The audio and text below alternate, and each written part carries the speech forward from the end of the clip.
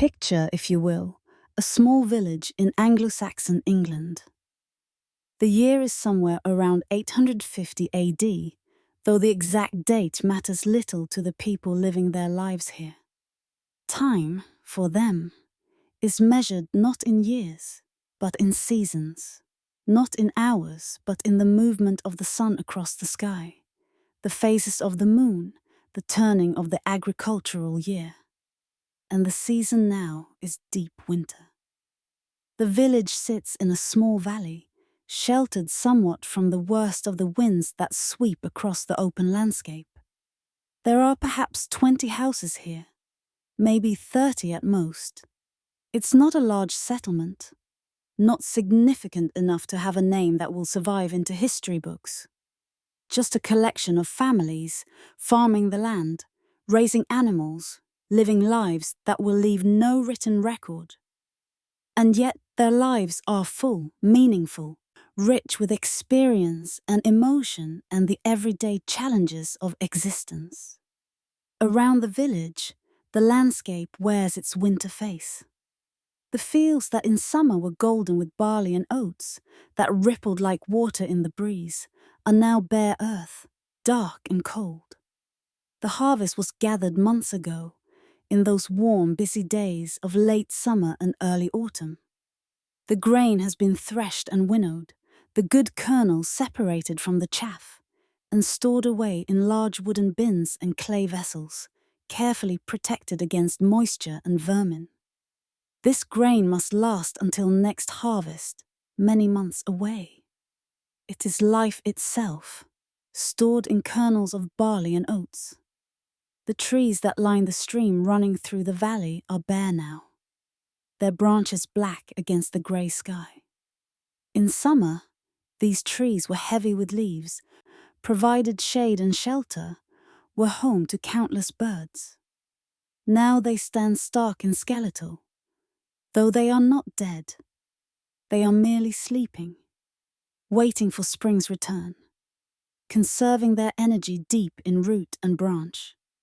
The stream itself, which in spring rushes and tumbles over stones, making music as it goes, now moves sluggishly, its edges beginning to freeze into delicate patterns of ice. The sun, which never climbs particularly high in the sky at this latitude, even in summer, now traces a low, brief arc across the southern horizon. It rises late and sets early, and even at its highest point, around midday, it sits low in the sky, casting long shadows, providing more light than warmth. The people of the village have been up and working since first light, making the most of every precious hour of daylight. But daylight is a limited resource in winter, and it's already beginning to fail. It's only mid-afternoon, perhaps around the hour we would call 3 o'clock. Though there are no clocks here, no way to mark time so precisely, the sun is already beginning its descent toward the western horizon, and the quality of the light is changing. The cold, pale light of winter afternoon is giving way to something dimmer, greyer, a light that seems to be draining away into the earth itself. The people working in the village begin to feel this change, this shift from us toward night. It's not something they consciously think about. It's simply part of the rhythm of their lives, as natural as breathing. The man who has been splitting logs for firewood, his breath visible in the cold air, his muscles warm from exertion despite the chill, begins to gather his tools. He'll split a few more logs, waste no light, no opportunity for work. But he is aware that soon it will be too dark to work safely with an axe. The women who have been at the stream, rinsing clothes in water so cold it makes their hands ache and turn red, begin to wring out the last garments and gather them into baskets. The clothes won't dry in this weather. They'll freeze stiff instead. But they'll be cleaner than they were, and that's something. Tomorrow, in the weak winter sun, if the weather permits. The frozen clothes will be hung where they can thaw and dry somewhat. It's slow work, washing in winter, but it must be done. Children who have been playing in the bare spaces between houses, their games simple and vigorous to keep warm, throwing stones at a mark, playing some chasing game, are called in by their mothers. They come reluctantly, still full of energy, despite the cold, but obedient. They know that once darkness falls, staying outdoors is neither safe nor pleasant. The animals, too, sense the coming night. The goats in their pen become restless, wanting to be fed their evening portion of hay. Chickens begin to make their way back to their roost, moving with that peculiar, halting walk of their kind, pecking here and there at the ground, though there's precious little to find in winter. Dogs that have been roaming the village during the day start to return to their masters' homes, knowing that evening brings the possibility of scraps from the evening meal. As the light continues to fade, and it fades quickly now, winter twilight being brief, there's a general movement of people toward homes. The pace is unhurried, because there's nowhere urgent to go. But there's a definiteness to it. The day's outdoor work is ending. The evening's indoor work is about to begin. One by one, families gather in their homes.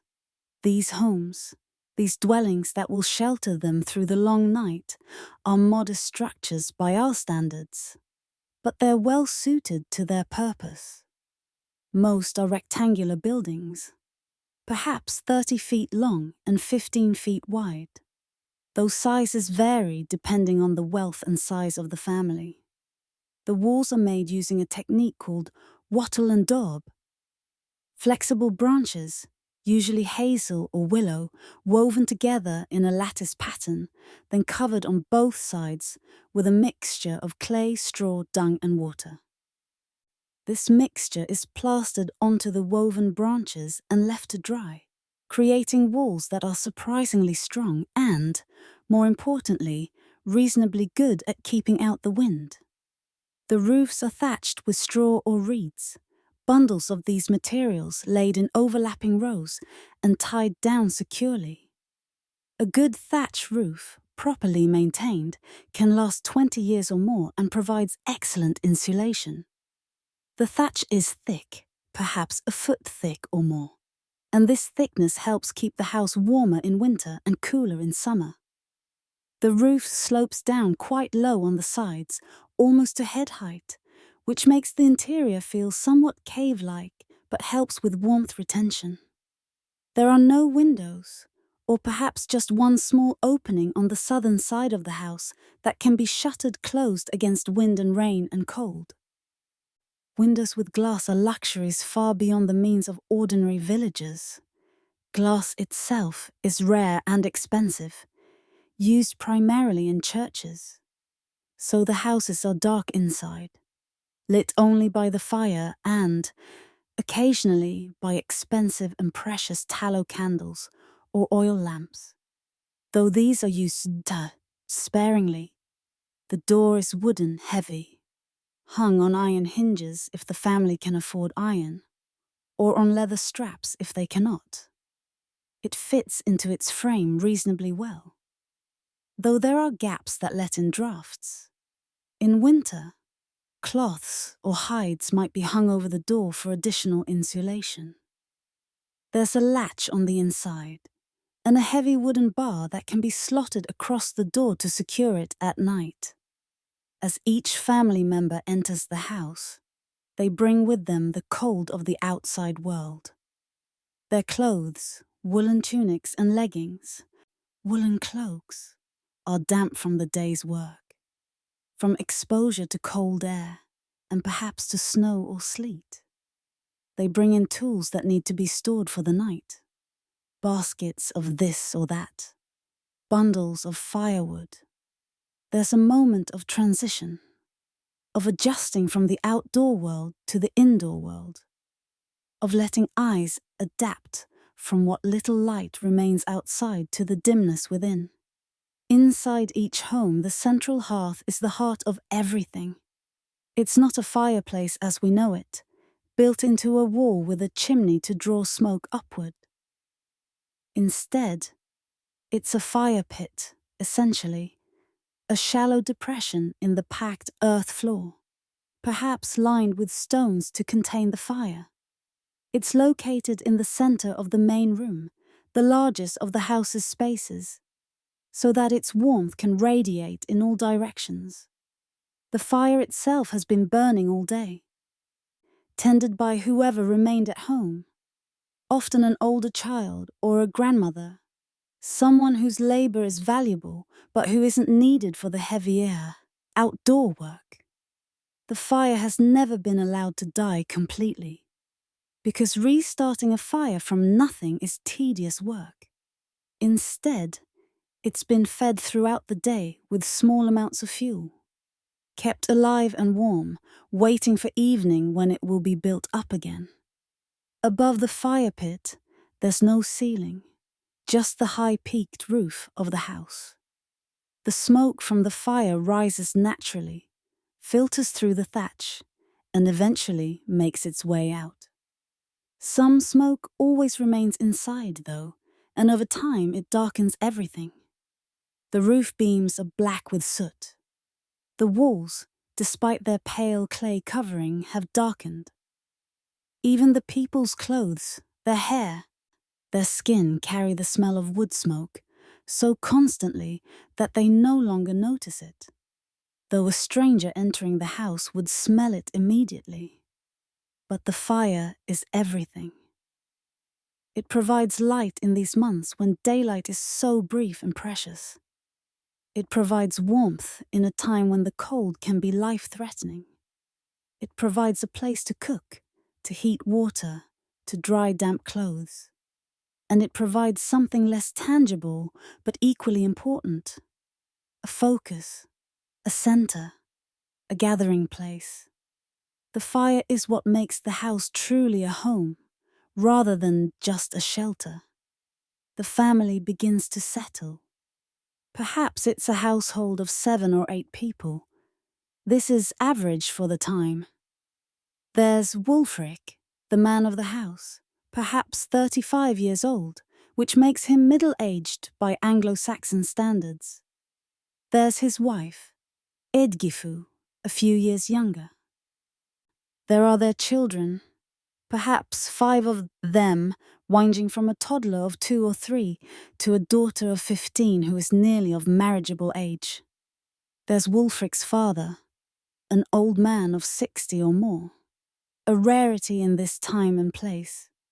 His survival to such an age, a testament to either luck or strong constitution or both. And there might be a servant, a young person from a poorer family, working for their keep. They settle onto the benches that line the walls of the house. Simple wooden benches, really just planks raised on supports. Or onto stools, placed around the fire. They draw their woolen cloaks more tightly around their shoulders, because the interior of the house, though warmer than outside, is still quite cold by our standards. Their breath is visible in the air, small clouds of vapor. But near the fire, it's warm, even hot, and the contrast between the fire's warmth and the cold of the rest of the house is stark. The darkness outside is complete now. In our modern world, with our electric lights, our illuminated streets, our glowing devices, we've lost touch with how truly dark the night can be. But in an Anglo-Saxon village, once the sun set, the world beyond the fire's glow simply ceased to exist. The blackness outside is absolute, broken only by the dim glow from other hearths in other homes. Small golden spots in an ocean of dark, like stars fallen to earth. There's a particular quality to this kind of darkness. It's not just the absence of light.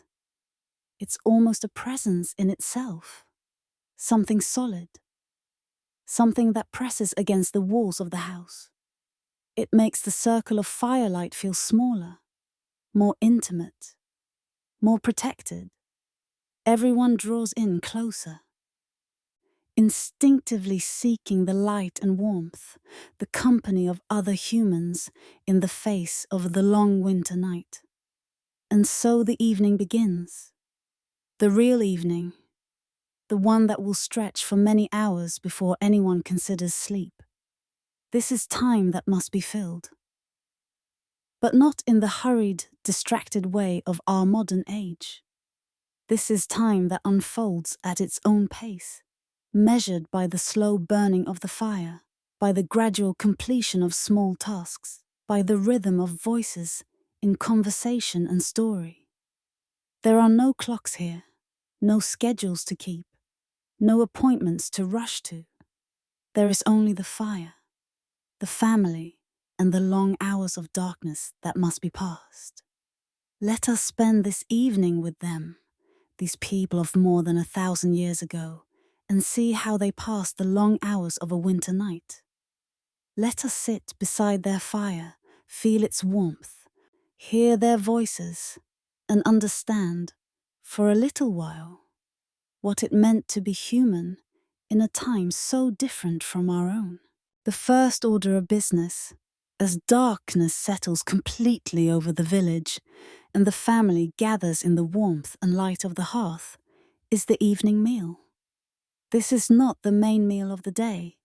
That would have been eaten earlier, around midday, when there was still light to see by and energy for the afternoon's work. But a second, smaller meal in the evening is customary, something to fortify the body against the long night and the cold that seeps in through every crack and gap in the walls. The preparation of this meal is simple, a matter of adding to what's already there rather than creating something new from scratch. The large iron cauldron that hangs over the fire has likely been there all day, suspended from an iron chain attached to one of the roof beams, hanging at just the right height above the flames. Inside this cauldron has been a pottage, simmering slowly throughout the day, filling the house with its warm, earthy smell. Pottage is the absolute staple of Anglo-Saxon meals, eaten by everyone from the poorest peasant to the wealthiest lord, though the quality and ingredients vary according to means. It's a thick stew, somewhere between what we'd call soup and what we'd call stew, substantial enough to eat with bread, filling enough to provide real sustenance. In winter, when fresh vegetables are scarce or non-existent, pottage might be made from dried peas or beans that have been soaking in water since morning, their hard forms gradually softening. Along with the legumes, there's barley, that hardy grain that grows well in England's climate and that forms the foundation of so much of the Anglo-Saxon diet. If the family has been fortunate enough to have a few root vegetables remaining in their stores, onions perhaps, or turnips, or carrots, these might be added, diced small. Root vegetables keep better than other produce through the winter months, stored in cool, dark conditions. But even so, by midwinter the stocks are dwindling, and what remains must be used sparingly. A single onion might need to flavor several meals, its layers carefully peeled and used a few at a time. Dried herbs add flavor. Thyme, perhaps, which grows abundantly in summer and dries well, retaining much of its flavor. Or sage, which is valued not just for its taste, but for its perceived healthful properties. The Anglo-Saxons believe that sage promotes long life and good health. And while we might smile at this oak belief, it happens to be true that sage contains compounds that aid digestion and have antimicrobial properties. Our ancestors knew things through observation and experience that science would later confirm. If the family has been fortunate in their hunting, or if they have preserved meat from the autumn slaughter. When animals that cannot be fed through winter are killed and their meat smoked or salted. Small pieces might be added to the pottage. But meat is precious in winter, and more commonly, a winter pottage is a humble vegetarian thing, drawing its nourishment from grains and legumes, its flavor from slow cooking and herbs, and perhaps a little salt if the family has any. Salt itself is valuable, a commodity that must often be purchased or traded for. It comes from the coast, where seawater is evaporated in salt pans, or from inland salt springs, where naturally salty water bubbles up from the earth. Salt is essential for preserving meat and fish through the winter, and what salt the family has must be used carefully, measured out sparingly. A pinch of salt in the pottage, though, makes all the difference to the flavor, bringing out the taste of the other ingredients.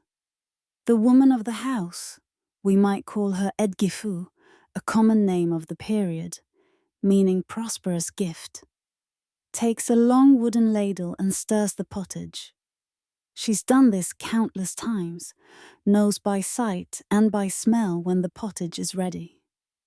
The dried peas have softened to mushiness. The barley has swelled and thickened the liquid. The herbs have released their flavor into the pot. It's thick enough now that the ladle can almost stand up in it. Thick enough to be satisfying. To stick to the ribs, as people say. She ladles generous portions into wooden bowls, which are passed around to each member of the family. The bowls are hand-carved from single pieces of wood, perhaps oak or ash, hardwoods that don't split easily and that don't impart much flavor to food. Each bowl is slightly different, carved by hand, smoothed with use and age, until the wood is almost silky to the touch. The family doesn't have many possessions, but these bowls are prized, treated with care, oiled occasionally to keep the wood from cracking. The portions vary according to age and need. Wulfric, who has been doing heavy physical work all day, receives a full bowl, steaming and thick. The children receive smaller portions, appropriate to their size, though even the smallest children receive substantial servings. Growing bodies need fuel, and no one's going hungry if there's food to be had.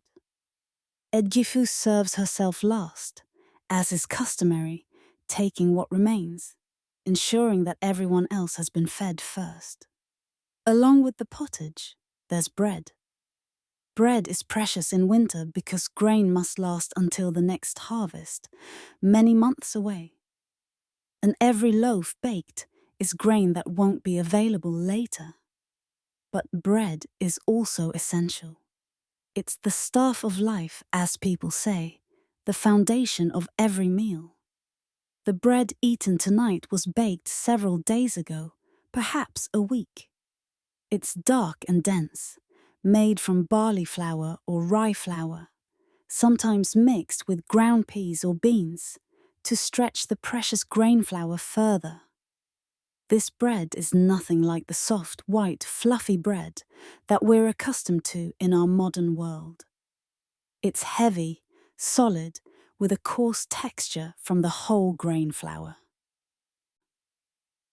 It's somewhat dry, having sat for several days, but dipped into the hot pottage, softens and swells, absorbs the flavored liquid, becomes palatable and filling. The children especially enjoy this, dunking their bread deep into their bowls, holding it there until it's thoroughly soaked, then lifting it out carefully so it doesn't break apart and fall back into the bowl. There might be a small piece of cheese for each person. If the family keeps goats or cows and has made cheese during the warmer months when milk was more plentiful, hard cheese keeps well through winter. Its moisture content low enough that it doesn't spoil easily. The cheese is sharp and strong-flavored, aged for months. Quite different from the mild young cheeses we often eat today. A piece the size of a thumb is enough to add flavor and fat and protein to the meal. There might be some preserved fruit. Apples most likely, which grow well in England and keep reasonably well if stored properly in a cool, dry place.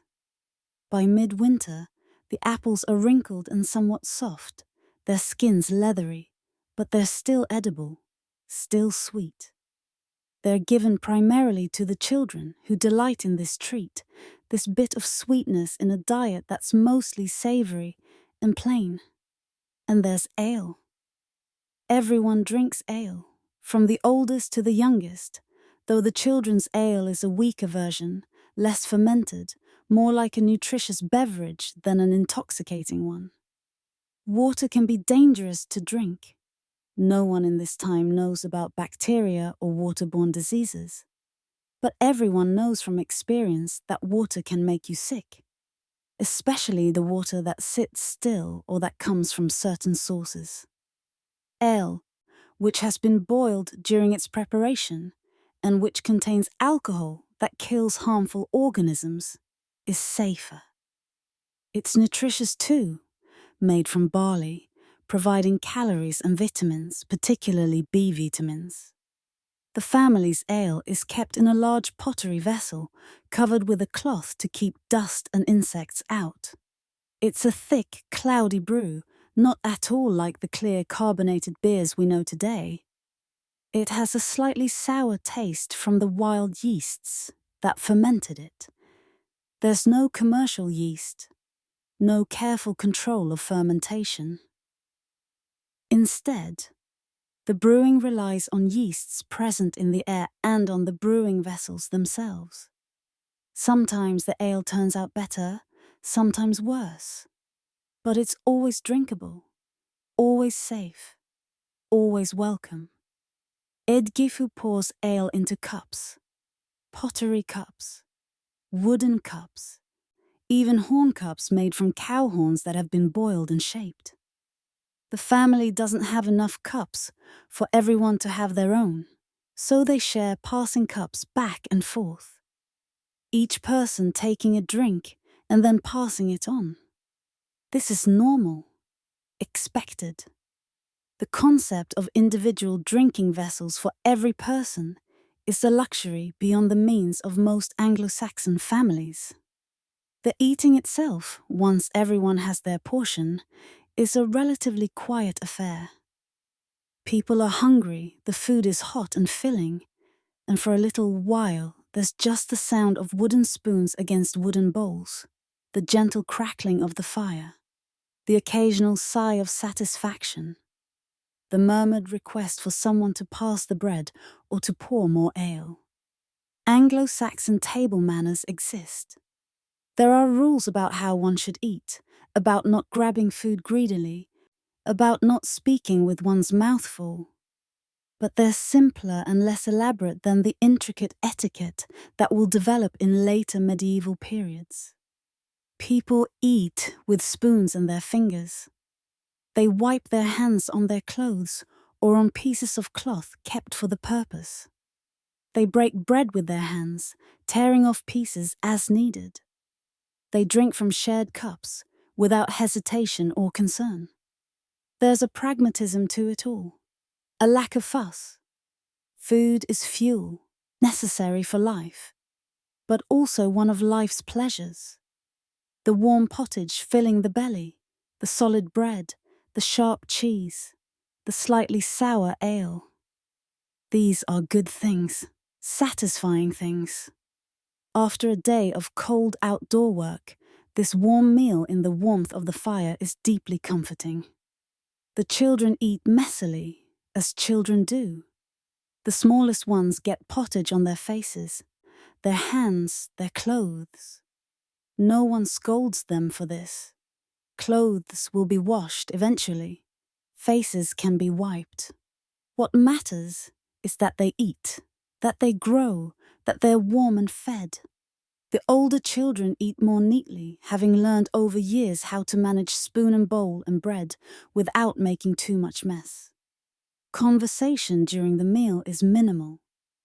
Perhaps someone comments on the pottage, whether it's well seasoned today, whether it needs more salt, whether the barley was cooked enough.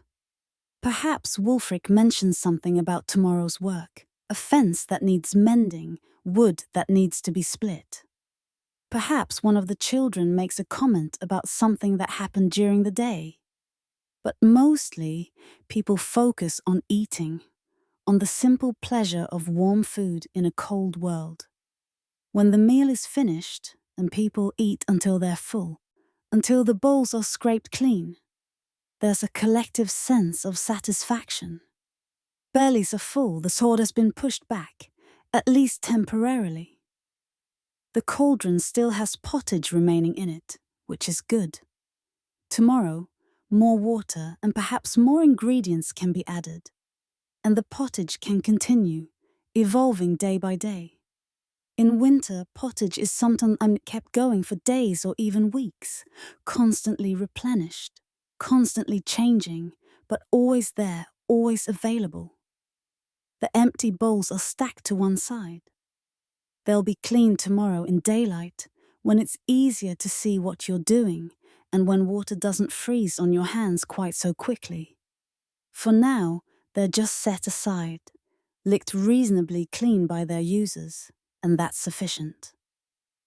The cauldron is pushed slightly to the side of the fire, where it will stay warm but not boil, its contents still cooking gently, softening further, the flavors continuing to meld and deepen. With the meal complete, the evening can truly begin. Bellies are full, the immediate hunger satisfied, and now there are many hours yet before sleep. Many hours to fill with work and talk and song and story. The fire is warm, the family is together, and outside, the winter darkness presses close. But inside, there is light and warmth and life. The evening meal is done, and now the evening's real business begins. In an Anglo-Saxon winter, there's no such thing as leisure time as we understand it. Every moment, even the evening hours after the day's outdoor work is done, is an opportunity to accomplish something, to prepare for the future, to maintain what one has, to create what one needs. But the work done in the evening, by firelight, is different from the labor of the day. It's quieter, more contemplative, better suited to the dim light and the enclosed space of the home. It's work that can be done sitting down, work that can be done while talking or singing, work that occupies the hands while leaving the mind at least partially free. Edgifu reaches for her distaff and spindle, tools that are never far from her hands during the waking hours. Spinning wool is constant work, work that's truly never finished. Every piece of cloth in the house, every garment worn by every family member, begins as fleece on a sheep's back and must be transformed, through countless hours of patient work, into thread. And then that thread must be woven into fabric. It's work that takes thousands of hours per year, and much of it falls to the women of the household. The wool she's working with tonight was sheared last spring, during the warm days when sheep shed their winter coats naturally, and shearing them is both easy and beneficial to the animals. The fleece was washed, multiple times in fact, because raw wool is full of lanolin, dirt, vegetable matter, and other detritus. The washing was done in the stream when the water was still warm from summer sun. The fleece is pounded and rinsed until the water ran relatively clear. After washing came combing and carding, using wooden combs with teeth, or flat paddles covered in wire teeth, to align all the wool fibers in the same direction and to remove any remaining foreign matter. This transforms the washed wool from tangled masses into smooth, airy clouds of fiber, pleasant to touch, ready to be spun. This prepared wool sits now in a basket beside Edgifu, soft and inviting, ready to be transformed into thread. She takes a handful of the prepared wool and attaches it to her distaff. A smooth wooden stick, perhaps 3 feet long, that she tucks under her left arm or holds in her left hand. The wool is wrapped loosely around the upper part of the distaff, forming a cloud of fiber that will be gradually drawn off and spun. The distaff keeps the unspun fiber organized and clean, up out of the way, ready to be accessed with her right hand. In her right hand, she holds the spindle, a stick, usually of hardwood, perhaps 10 inches long, weighted at one end with a whorl. The whorl is a disc, usually made of pottery or stone, though sometimes of wood or bone, that provides the weight and momentum needed for the spindle to spin smoothly. The whorl might be plain and functional, or it might be decorated with incised patterns or paint. Even utilitarian objects can be beautiful, can carry some mark of the maker's aesthetic sense. She attaches a few fibers from the distaff to the spindle, gives the spindle a twist to set it spinning, and then, with practiced fingers, begins to draw more fibers from the distaff. The spinning spindle puts twist into these fibers, and the twist is what transforms loose, unconnected strands into strong thread. It's a process that seems almost magical if you've never seen it before. How something so soft and insubstantial as a few wool fibers becomes, through the introduction of twist, something strong enough to weave into cloth that will last for years. Her hands move in a rhythm that's completely automatic after years of practice.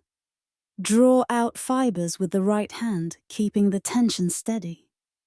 Let the twist travel up into the newly drawn fibers. When enough thread has been formed, wind it onto the spindle shaft.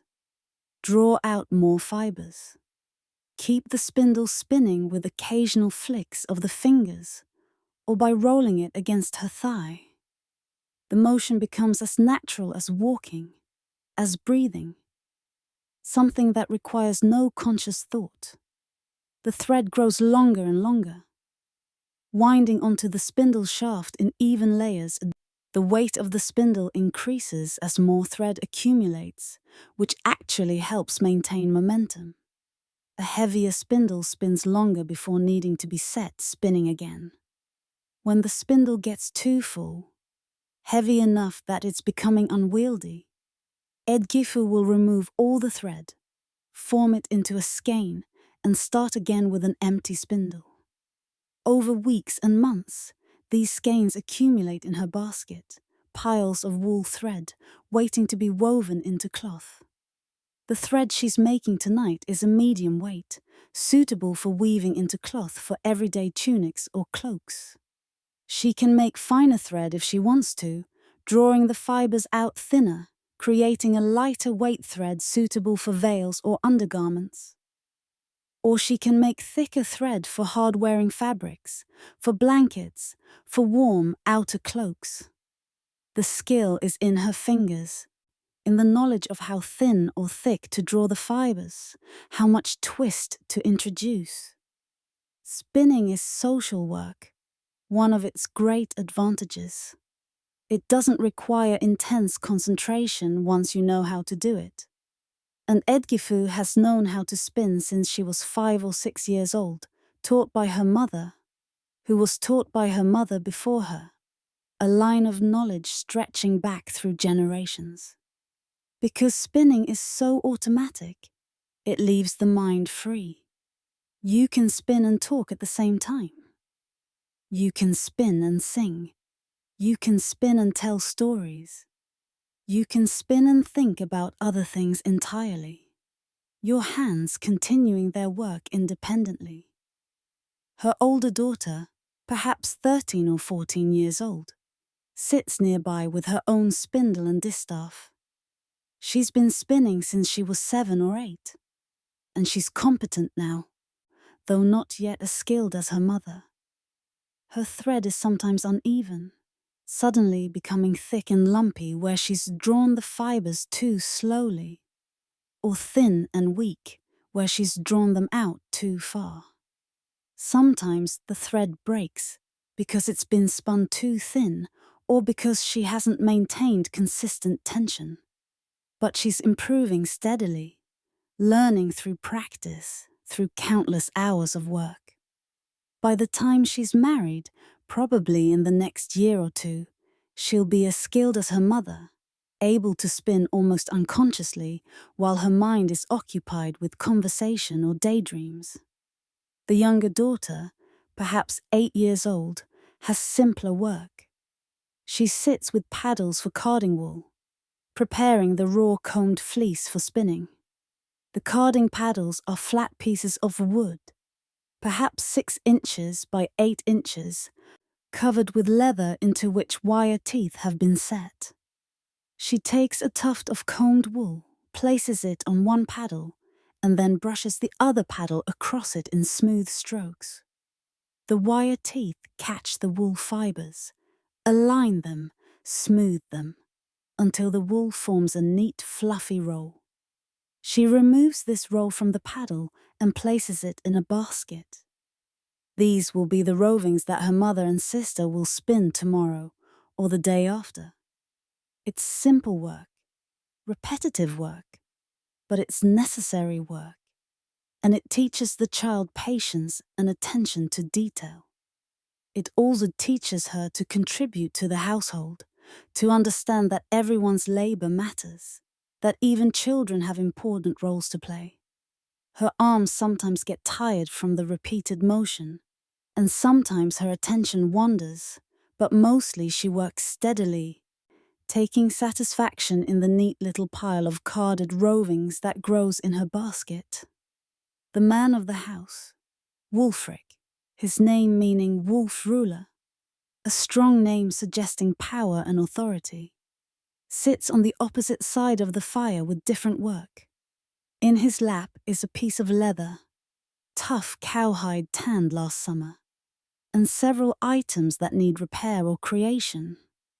Winter is hard on shoes and boots, and everyone in the family needs their footwear to last as long as possible. He's mending a pair now, examining where the stitching has come loose along the side, where the leather has worn thin at the toe. Leather work requires different skills than wool work. Leather is tough, resistant, unforgiving of mistakes. It takes strength to work with it, to pierce it with an awl, to pull thick thread through the holes. Wulfric has an iron awl, its wooden handle smooth from years of use, its point kept sharp. He positions the awl carefully. Leather is too valuable to waste with misplaced holes, and presses hard, twisting as he pushes until the awl pierces through. The thread he uses for leather work is not wool, but sinew. The tendons of animals, dried and split into thin strands that are incredibly strong.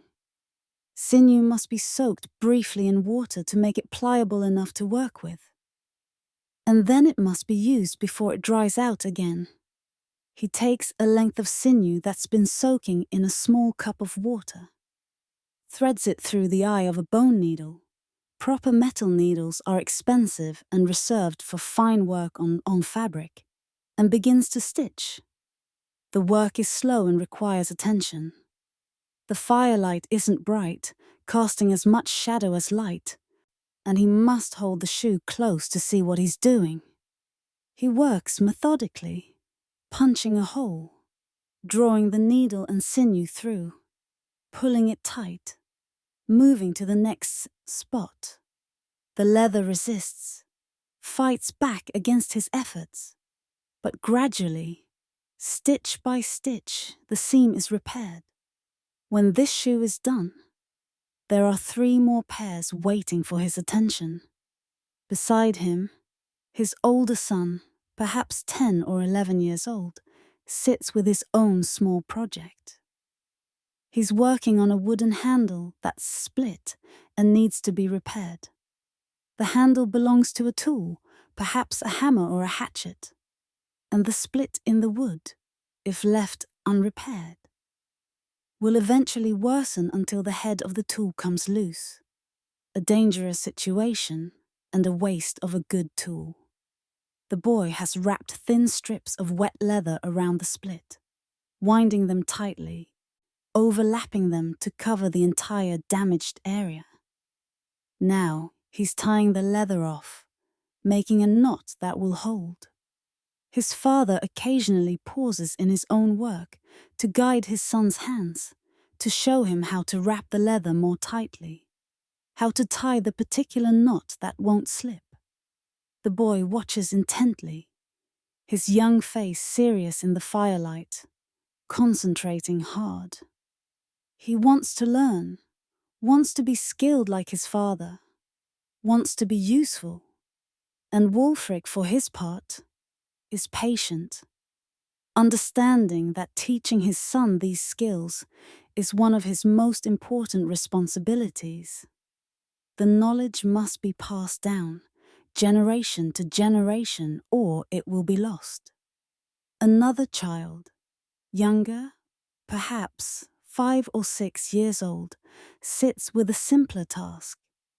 She's been given a pile of sticks, kindling for tomorrow's fire, and told to sort them by size, and the largest ones go in one pile, medium ones in another, smallest ones, the first pieces that will be added to coals in the morning to coax them back to flame, in a third pile.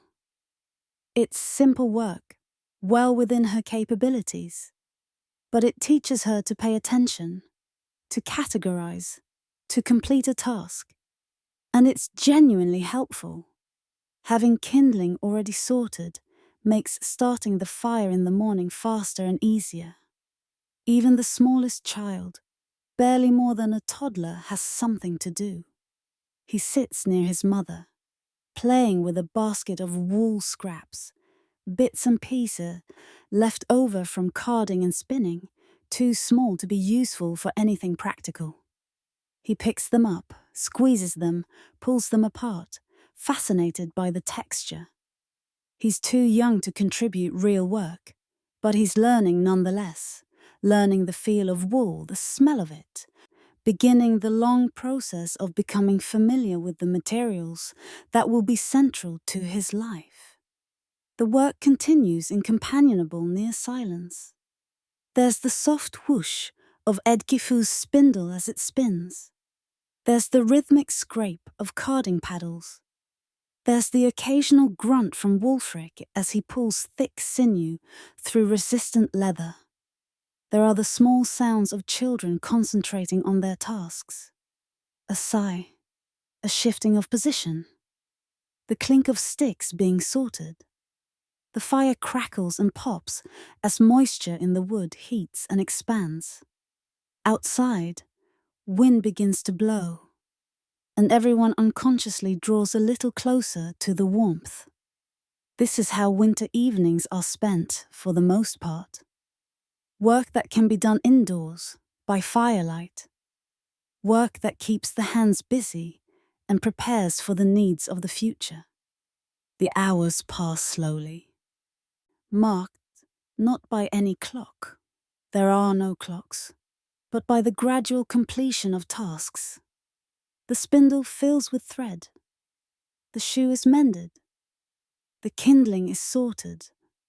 The sense of accomplishment, even from these small tasks, is real and satisfying. There's a meditative quality to this repetitive work.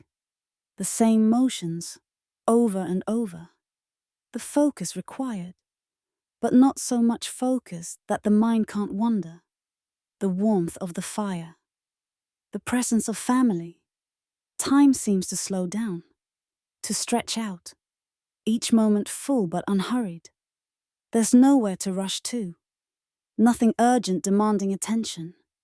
There's just the work, the fire, the family, and the slow turning of the evening toward night. And as the hands work, as the rhythm of labor settles over the household, the voices begin to speak, because this quiet work time, this peaceful evening by the feastend, is also the time for talking, for the sharing of knowledge, for the passing down of wisdom from the old to the young. In a world without books, without schools as we understand them, without any form of written records accessible to most people. Knowledge is passed down orally, from generation to generation, in moments exactly like these. The winter evening, the family gathered around the fire, hands busy with simple work that doesn't require much mental attention. These become the classroom, though no one would use that word.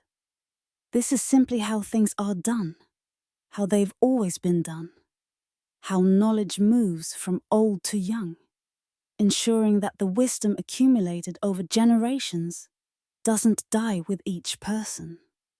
The old man in the corner, perhaps he's Wulfric's father, perhaps Edgifu's father, or perhaps he's an uncle or grandfather more distantly related.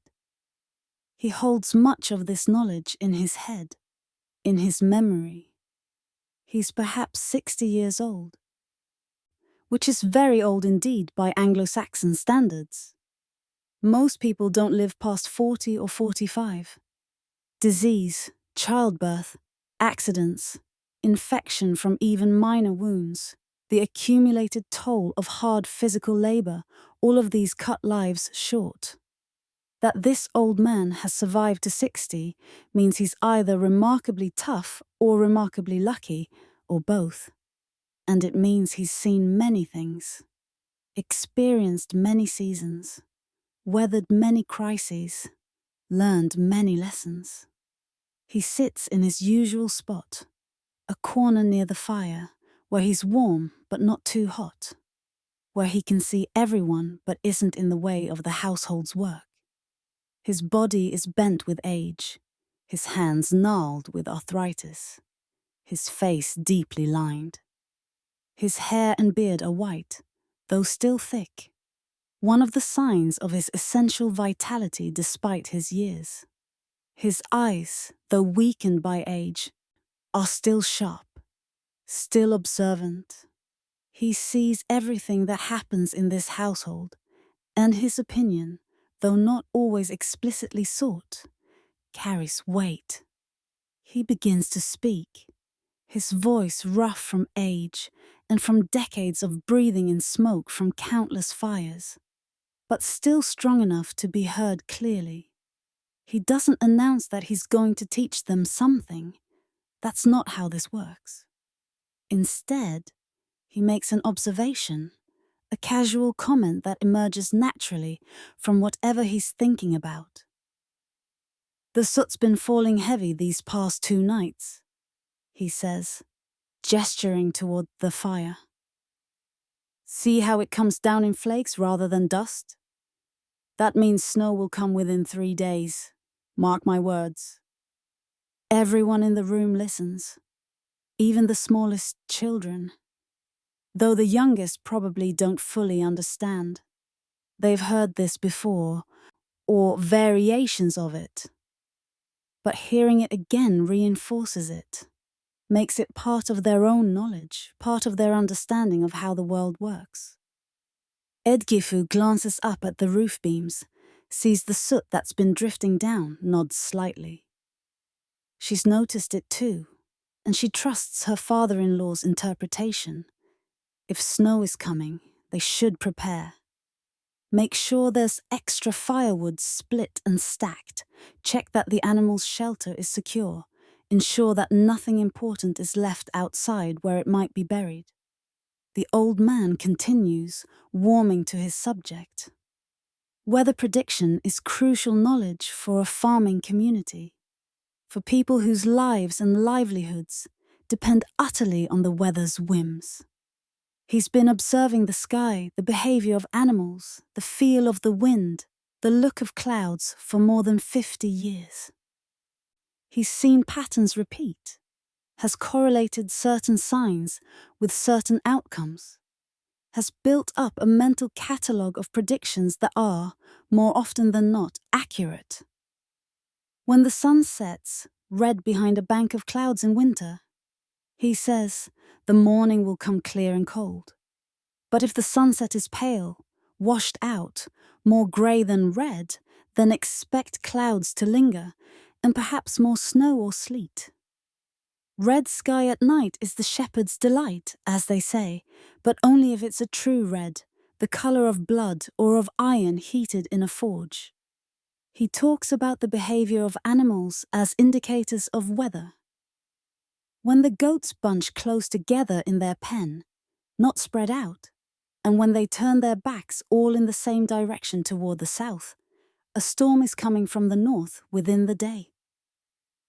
When the chickens refuse to come out of their coop even when food is offered, heavy weather is approaching. When the dogs dig holes and try to burrow into the ground, expect the coldest weather of the winter.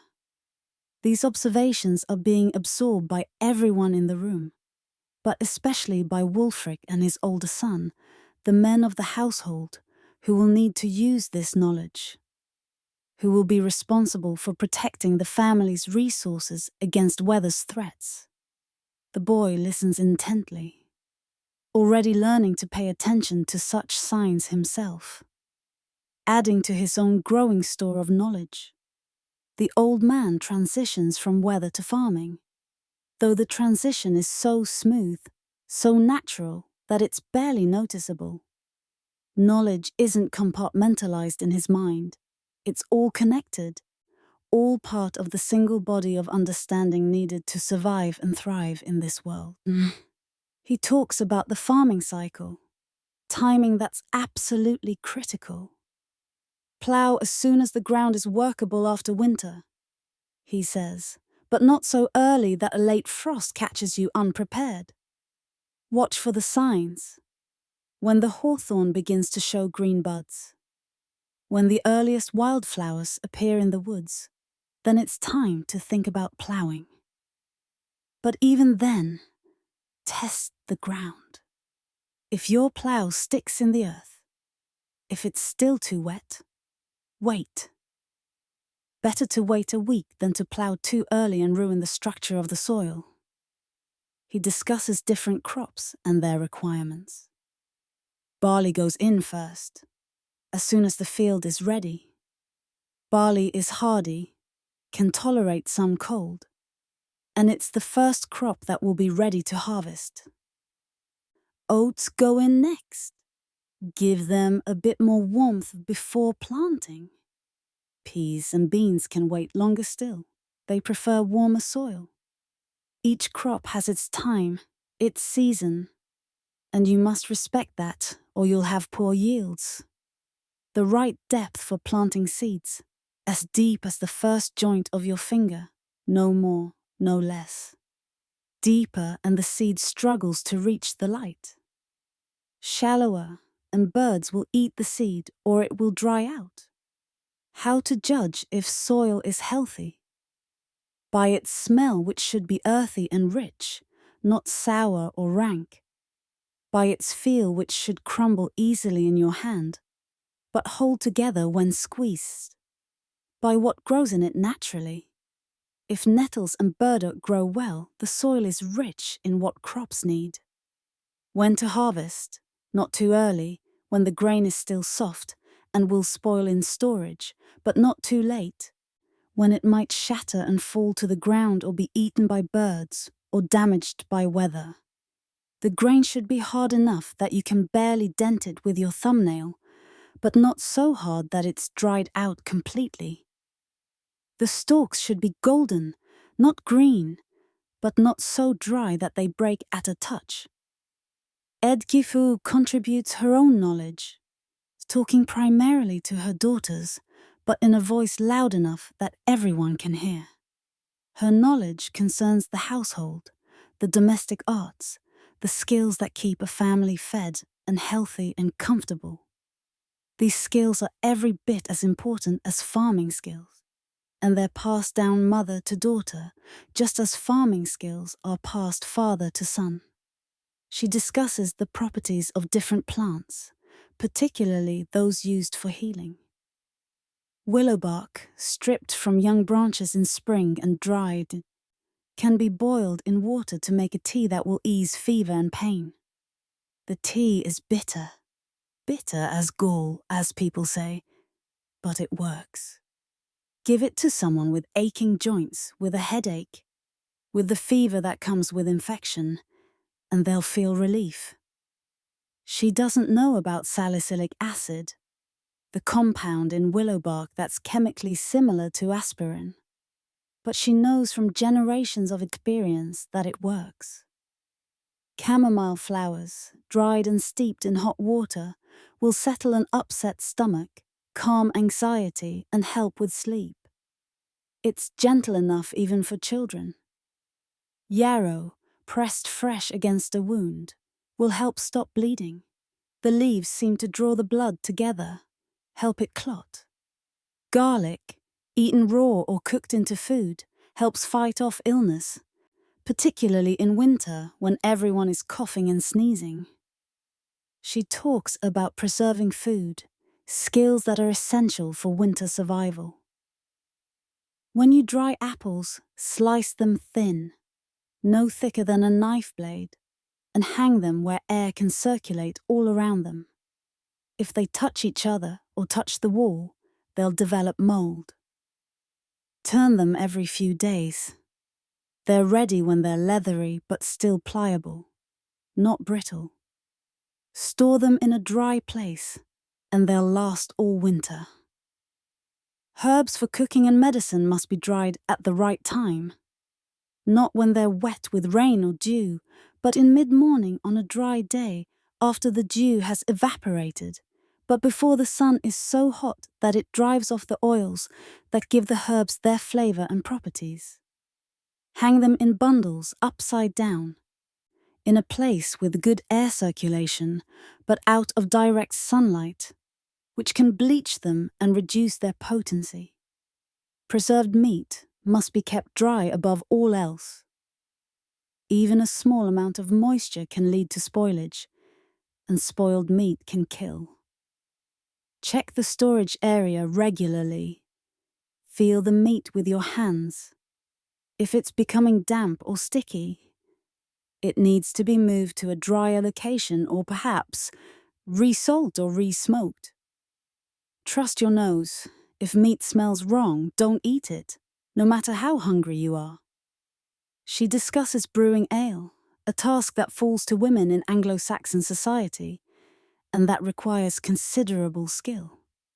The water must be clean and preferably soft. Water from a spring or a well is better than water from the stream, which can have all manner of things in it. Boil the water first, always. Even though you'll be boiling it again with the grain. Boiling makes the water safe, though we don't know why. It's just something everyone knows to do. The ratio of grain to water must be right. Too much water and the ale will be weak and thin, too little and it will be too thick and too strong. About 3 handfuls of grain for every large pot of water. Boil them together until the grain has given up its goodness to the water, until the water has turned brown and sweet. Strain out the grain, which can be fed to the animals or used in bread making. Nothing is wasted. And let the liquid cool. The cooling is important. If the liquid is too hot when you add the balm, the foam from previous batches of ale that contains the magic that makes the ale ferment, the heat will kill the balm and nothing will happen. The liquid should be warm to the touch, but not hot, about the same temperature as fresh milk from a cow. Add the balm, stir it in well, cover the vessel with cloth to keep out dirt and insects, but allow air in and wait. After a day or two, the liquid will begin to bubble and foam. This is good. This is what should happen. Let it continue for 3 or 4 days, until the bubbling slows and stops. Then the ale is ready.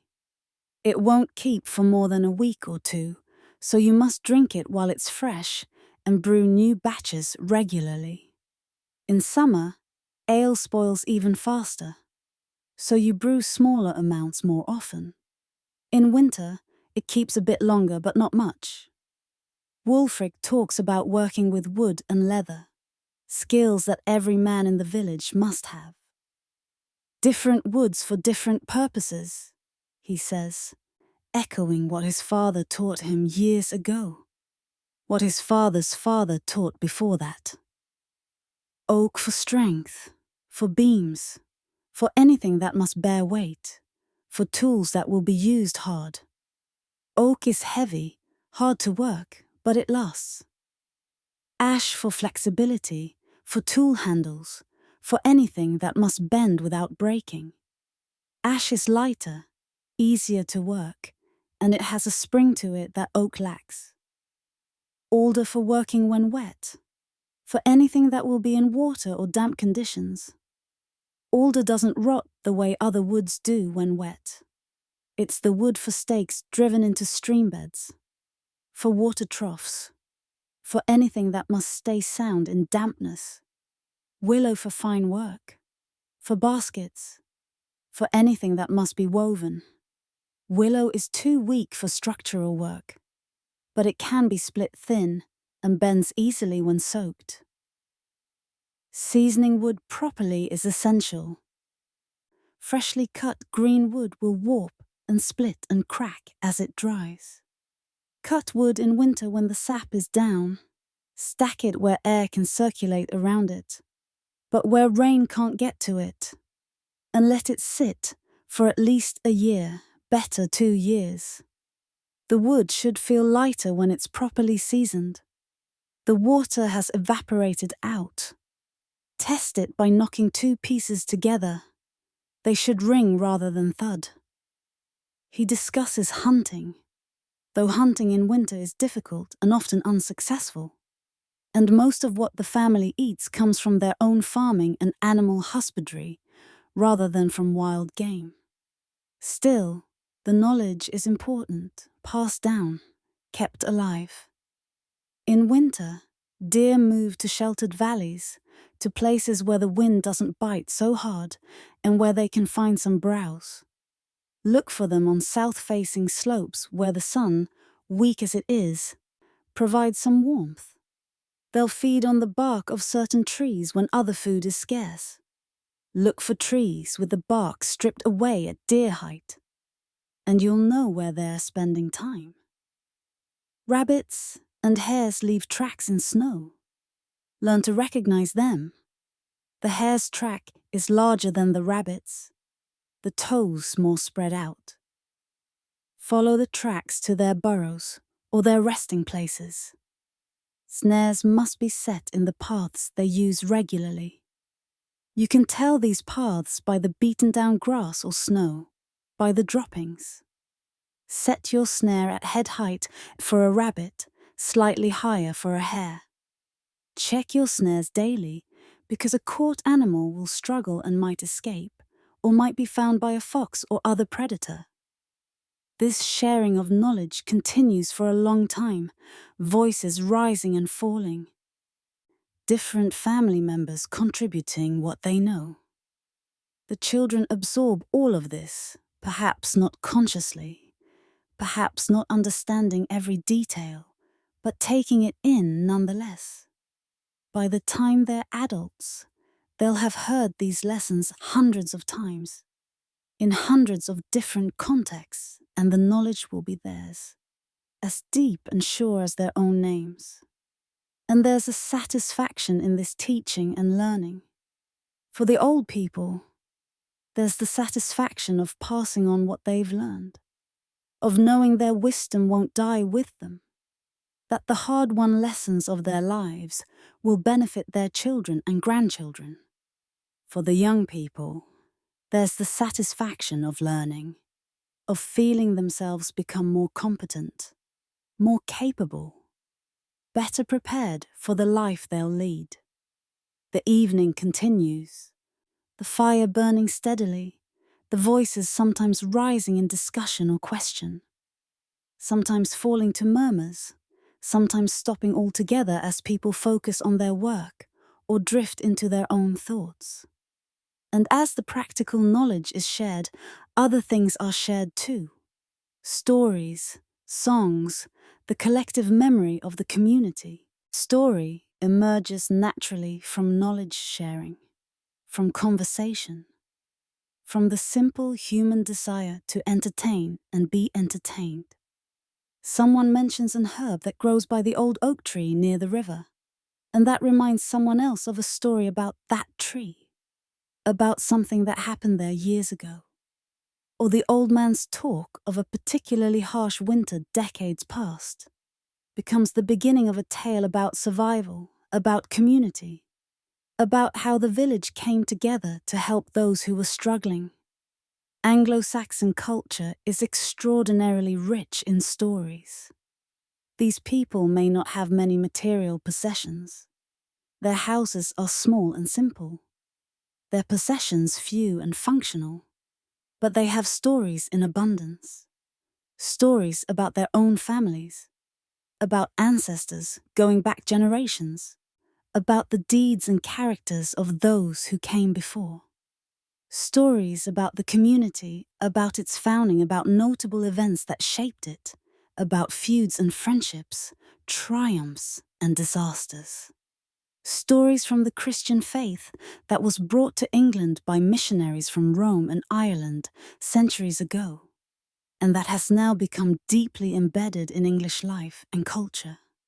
And older stories still, tales from the pagan past, from the time before Christianity, stories that have been adapted and changed, but that still carry echoes of their ancient origins. The old man settles more deeply into his corner, shifts his position slightly to ease his aching joints, and his voice changes subtly. It takes on the rhythm of tale-telling, a particular cadence that signals to everyone listening that a story is beginning. This is a shift that everyone in the room recognizes unconsciously. The voice becomes slightly more formal, slightly more measured, with a rhythm and pacing that's different from ordinary conversation. He might tell a story about a local hero, a man from several generations back who performed some brave deed that's still remembered and celebrated. Perhaps this man, call him Edric the Bold, hunted and killed a wolf that had been taking sheep from the village flocks, a dangerous task that required courage and skill.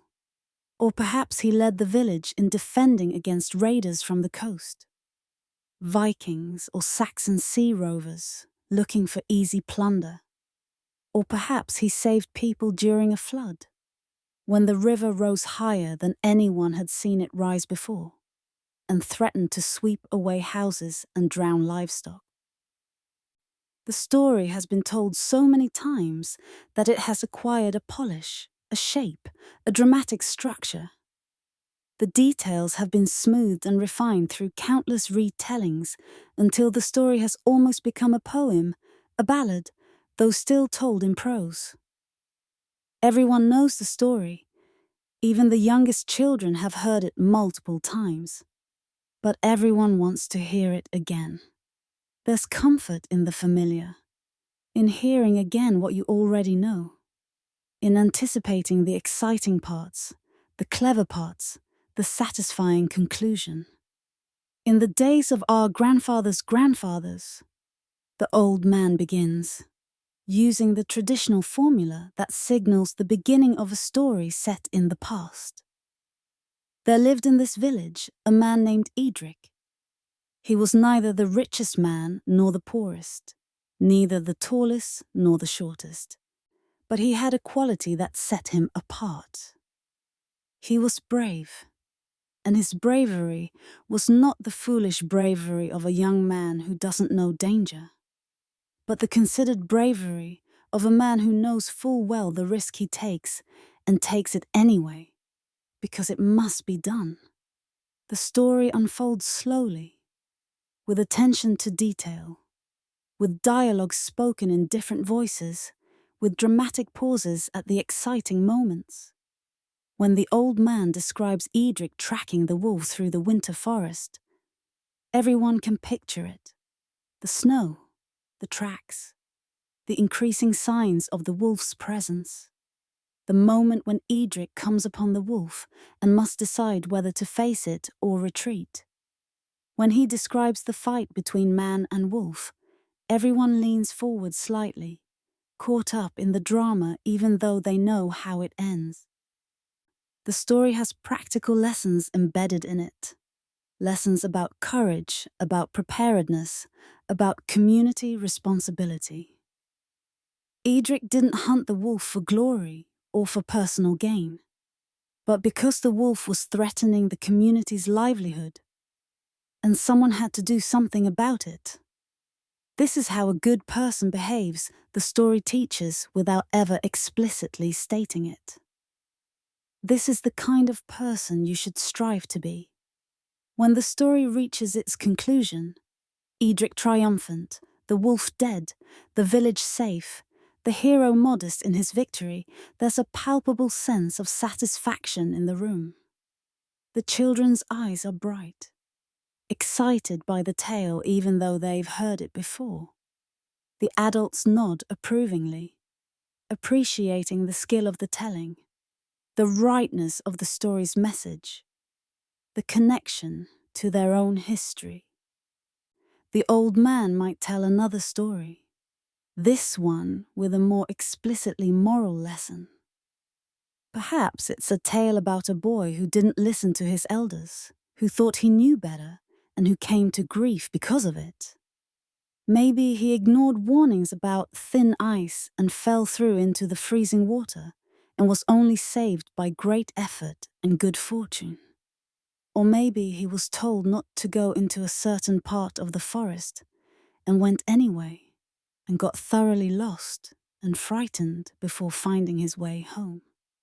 The story is cautionary, meant especially for the children, teaching them the importance of obedience, of respecting the wisdom of those who have more experience. Or the story might be about a girl who was kind and generous, who shared what little she had with others, and who was rewarded for her goodness. Perhaps she helped an old woman she met on the road, sharing her bread and giving directions, and the old woman turned out to be, perhaps, a saint in disguise. Or simply a person who remembered the kindness and later was able to repay it in an unexpected way. These stories teach values: kindness, generosity, humility, respect for elders. Not through preaching, but through narrative, through example, through the pleasure of story. Sometimes the stories are about saints, because the lives of saints are rich sources of tales that blend history, miracle, and moral teaching.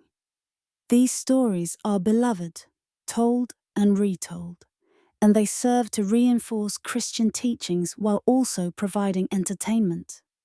The old man might tell about St. Cuthbert, who lived simply on his island, who communed with animals, who performed miracles of healing and prophecy. St. Cuthbert is a very English saint, deeply loved, and stories about him feel close and immediate, even though he lived hundreds of years ago. The story might describe how seabirds brought St. Cuthbert food when he was fasting and hungry, or how seals came onto the shore and warmed his feet with their breath after he had stood all night in the cold sea praying.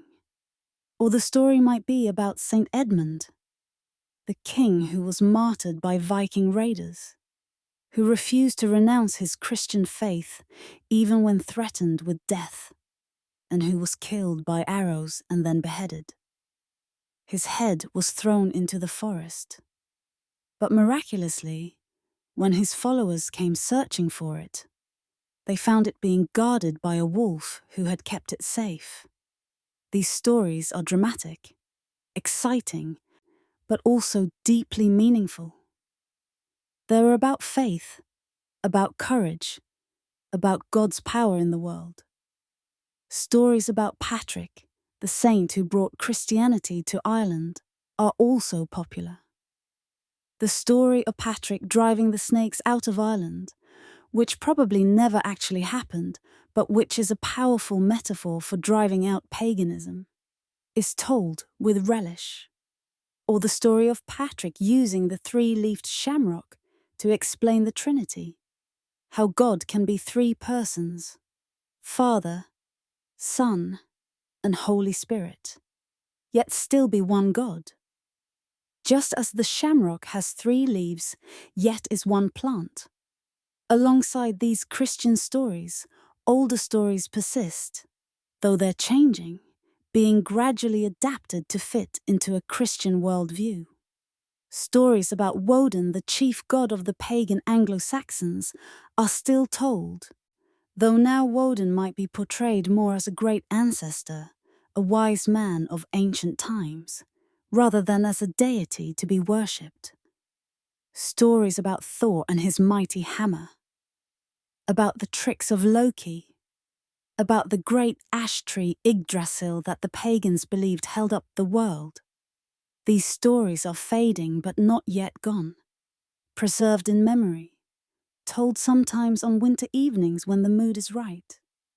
There are also stories from further away, tales that have traveled along trade routes, that have been brought by travelers and incorporated into the local story hoard.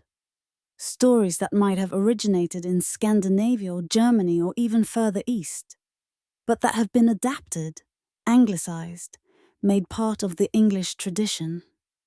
These stories often feature clever peasants outwitting lords or monsters, or brave heroes facing impossible odds, or magical creatures and enchanted objects.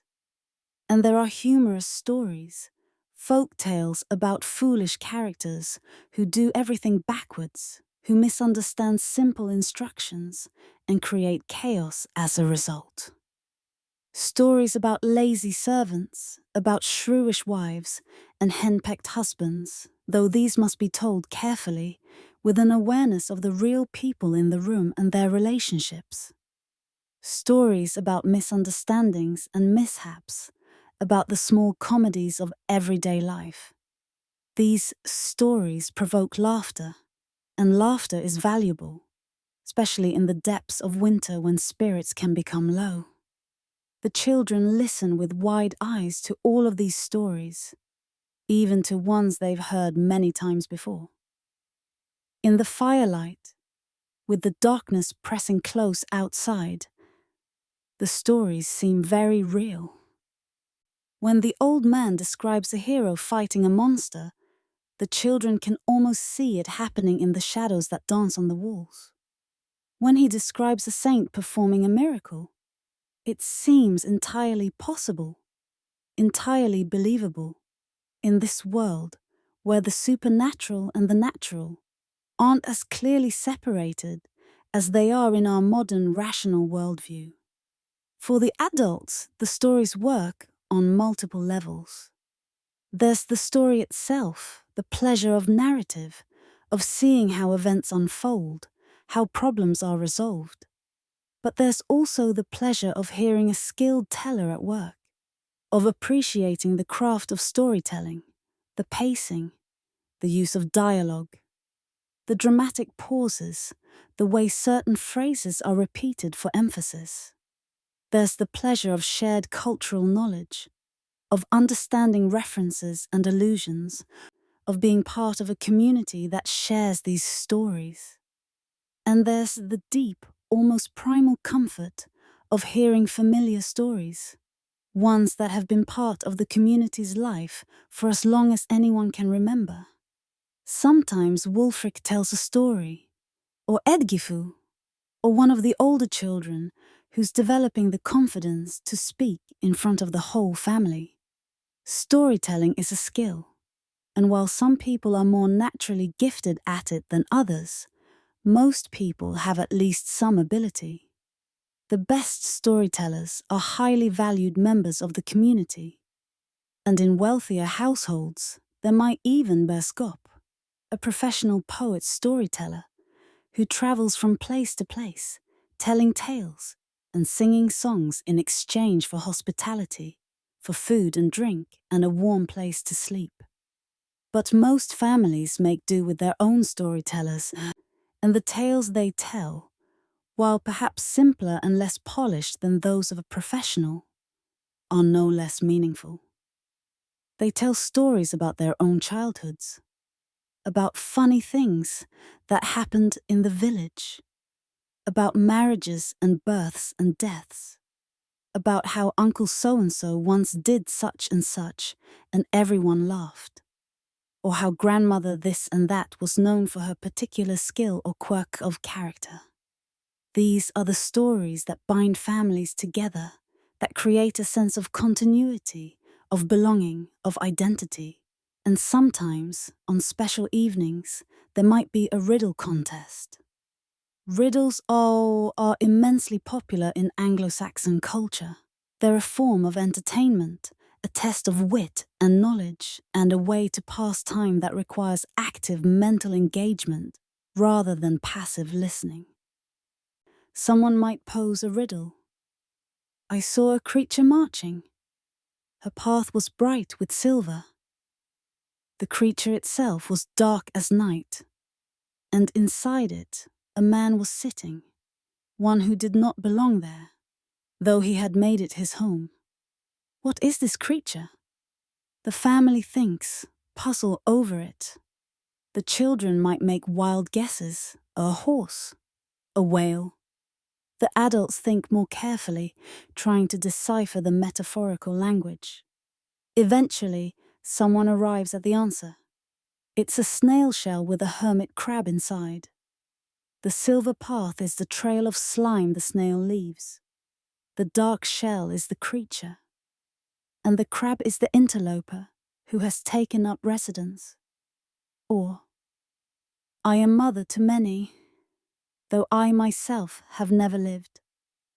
My children are countless, yet I have never given birth. I am sought after eagerly, yet I bring pain to those who find me. What am I? This is trickier. People think hard. Finally, someone suggests stinging nettles?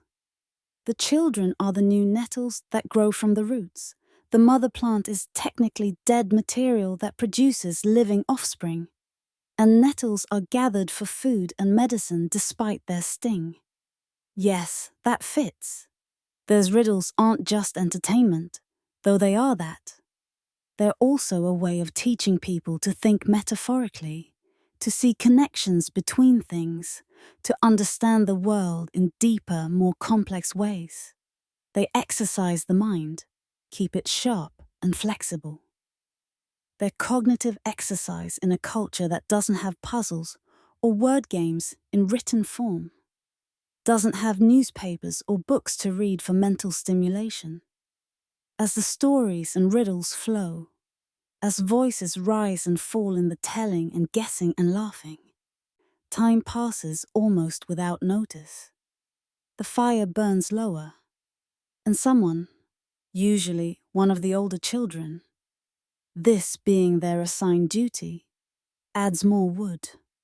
The flames leap up again, bright and hot, pushing back the darkness, casting dancing shadows on the walls. Outside, the wind continues its patient work.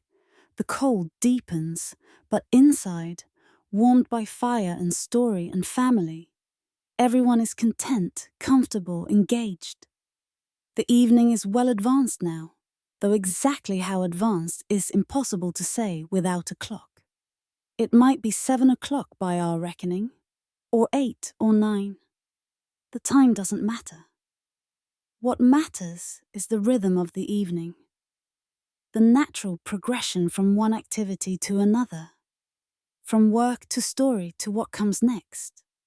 Song, music is woven into the fabric of Anglo-Saxon life, as naturally and completely as thread is woven into cloth. It's not something separate from daily life, not a special activity reserved for particular occasions or particular people. Rather, it's simply part of existence, as normal and necessary as breathing.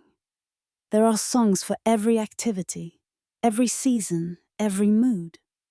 Work songs that help pass the time during repetitive labor and that help workers coordinate their efforts. Religious songs that are part of worship, that connect the earthly community to the divine. Lullabies that soothe children to sleep. and in the evening, around the fire. Songs that entertain, that bind the community together, that express feelings and tell stories and celebrate being alive, despite the cold and the dark. Some of the songs sung on winter evenings are very old. So old that no one knows anymore who first made them or when. They've been passed down through so many generations that their origins are lost in the mists of time. The words are in Anglo-Saxon, yes, in Old English, the language spoken in this time and place. But sometimes the words themselves have changed meaning or even become unclear. Words that made perfect sense to the original singers have shifted or become archaic. But the songs are preserved anyway. Their sounds and rhythms more important than complete understanding of every word. These ancient songs might have their roots in pagan times, in the centuries before Christianity came to England, though they've often been adapted over the years, with Christian themes or meanings layered over the original content, like new plaster over old walls. The melodies are modal, based on scales that are different from the major and minor scales that will dominate Western music in later centuries. These modes give the songs a particular quality, sometimes haunting, sometimes ethereal, always distinctive. One such song might be about the turning of the seasons, celebrating the eternal wheel of the year, winter to spring to summer to autumn, and back to winter again. Even though it's winter now, deep and dark and cold, the song looks forward to spring, to the return of green-growing things, to longer days and warmth and the renewal of life. This kind of song serves multiple purposes. It's a comfort, a reminder that winter, no matter how long and dark it seems, will eventually end. It's a promise. Spring will come again. It always does. And it's a celebration of the natural order, the patterns that govern life, and that humans have observed since the beginning of time. Idgifu begins to sing, her voice soft but clear, carrying easily through the small space of the house. She starts alone, singing the first verse, her hands still working with her spindle, the rhythm of the song matching the rhythm of her spinning. The melody is simple, easy to remember, easy to sing, with a repetitive structure that makes it accessible even to those who aren't particularly musical. Her voice rises and falls, tracing the melody that everyone in the room knows by heart. The lyrics speak of the earth sleeping under its blanket of snow, of seeds waiting in the dark ground, dreaming of sun. They speak of the oak trees standing bare, but not dead. Its life force withdrawn into root and core, waiting for the signal to return. They speak of the faithful cycle. Death is always followed by rebirth, darkness by light, winter by spring. Trust in the pattern, the song says, without saying it directly. Have faith, endure, spring will come. After the first verse, others join in. Wulfric adds his deeper voice, an octave below Idgifu's, creating a fuller sound. The older children join, singing the melody they've known since they were small. Even the younger children, who perhaps don't know all the words, hum along or sing the parts they remember. The grandfather in his corner sings quietly, his voice cracked with age, but still true to the melody, still contributing to the collective sound. Anglo-Saxon harmony isn't complex. There are no elaborate counter-melodies, no intricate polyphonic structures like will develop in later medieval music. Most often, everyone simply sings the same melody together, though naturally men's voices and women's voices sound an octave apart. And this octave difference creates a sense of depth, of fullness. Occasionally, someone might hold a drone note underneath the melody, sustaining a single pitch that provides a foundation for the other voices. But this is as sophisticated as the harmony gets. What makes the singing powerful isn't technical complexity, but rather the collective nature of it. All these voices raised together, blending, supporting each other, creating something larger than any individual could create alone.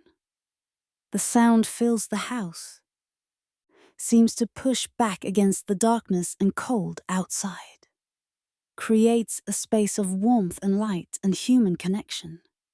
When that song ends, the final verse about the promise of spring, about snowdrops pushing through the frozen ground, about the first returning birds, there's a moment of satisfied silence. Then someone else starts another song, and the singing continues. This next song might be about the sea, about ships and sailing, about the courage and foolishness of trusting yourself to a wooden vessel on deep water. Even though this village is inland, far from the coast, the sea is part of Anglo-Saxon cultural identity, part of their collective memory. Their ancestors came to Britain by sea, crossing the cold waters from the continent in open boats, bringing their families and their possessions and their hopes for new land, new life. The sea represents both danger and opportunity, both death and the promise of new beginnings. It's romantic and terrifying in equal measure. The song's melody is different from the first, more rhythmic, more driving, with a pulse that mimics the rowing of oars or the rolling of waves. The lyrics speak of foam and wind, of the creaking of timbers, of seabirds crying overhead. They speak of the longing for distant shores, the bittersweet mix of adventure and homesickness that sailors feel. They speak of men who went to sea and didn't return. Swallowed by the waves, their bodies never recovered for proper burial. But they also speak of men who did return, who saw wonders, who brought back stories and goods from foreign lands. There are work songs too, that might be sung in the evening just for the pleasure of singing them, divorced from the actual work they're meant to accompany. The churning song that women sing while making butter. With its repetitive up and down, turn the cream to yellow gold. And its rhythm that exactly matches the up and down motion of the butter churn. The grinding song for working at the millstone. Turning grain into flour. Round and round the stone does go, grinding wheat and grinding slow. What was hard becomes like snow.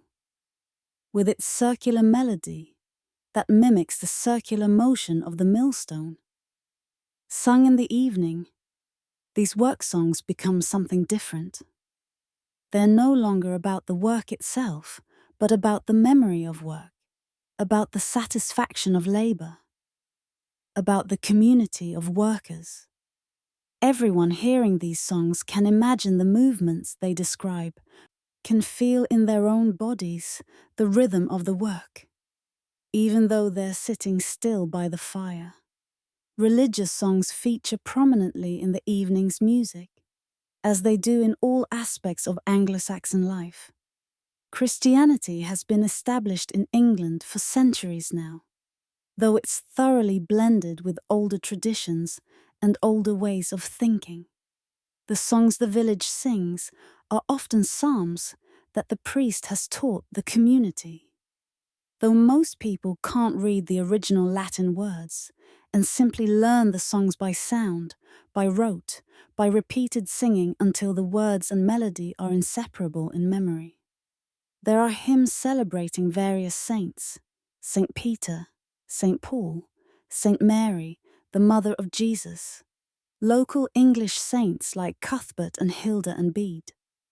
These hymns tell stories in song form, the life of the saint, their miracles, their virtues, their martyrdom if they were martyred. They serve the same function as the spoken stories told earlier. They teach, they inspire, they reinforce Christian values and Christian worldview. It's winter now, the season after Christmas, moving slowly toward Lent and then Easter, and the songs reflect this place in the liturgical calendar. There are songs about waiting, about patience, about faith during dark times, songs about John the Baptist, who prepared the way for Christ, who called people to repentance in the wilderness, songs about the presentation of Jesus at the temple, an event celebrated in early February, songs that look forward to Easter, to the resurrection, to the triumph over death, of light over darkness. The melodies of these religious songs are different from the folk songs.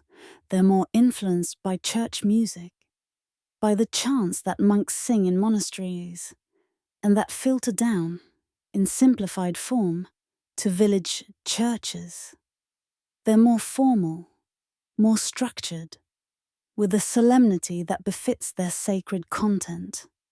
But they're still accessible, still singable by ordinary people, still part of the community's shared musical heritage. And then there are the humorous songs, lighter in both melody and content, often slightly bawdy, though nothing too explicit with children present at all. Songs about foolish people, about domestic mishaps that everyone can relate to, about the small comedies of everyday life. These songs might have many verses, and part of the fun is that people can make up new verses, improvising on the basic theme, causing everyone to laugh at particularly clever or amusing additions. One such song might be about a man who goes to market and gets everything backwards, buys a goose when he meant to buy a hen, asks for wool and gets linen, comes home with the wrong goods and has to explain to his wife why he didn't get what she asked for. The verses multiply, each new mistake more ridiculous than the last, and the cumulative effect is hilarious, especially when someone adds a particularly absurd verse. Or there might be a song about a woman who's so bad at cooking that everything she makes is a disaster. The bread won't rise, the porridge burns, the ale turns to vinegar. It's told with affection rather than meanness, a gentle mocking of human fallibility.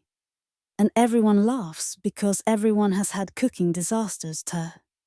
Everyone has made mistakes in the kitchen.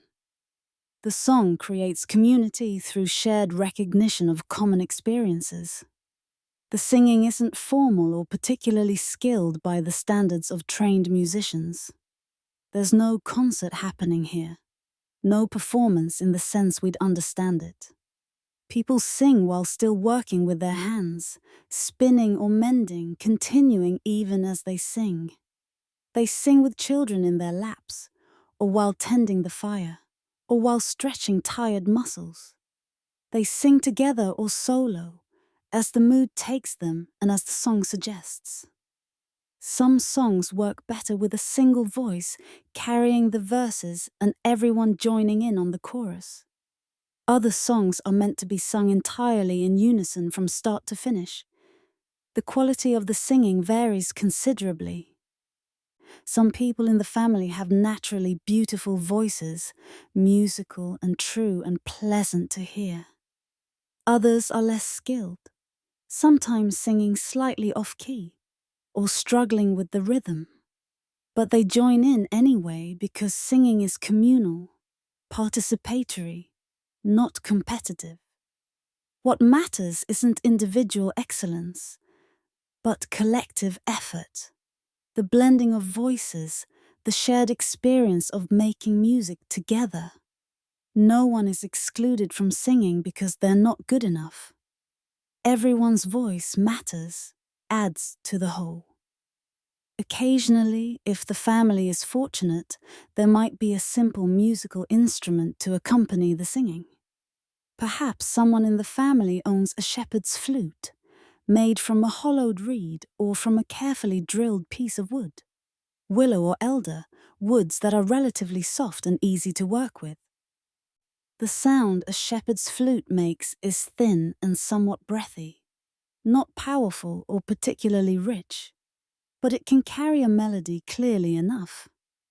One of the boys, perhaps, has learned to play it during his time out watching the sheep, and he plays now while others sing, the flute adding a layer of sound to the voices, providing a steady melodic line that the singers can follow.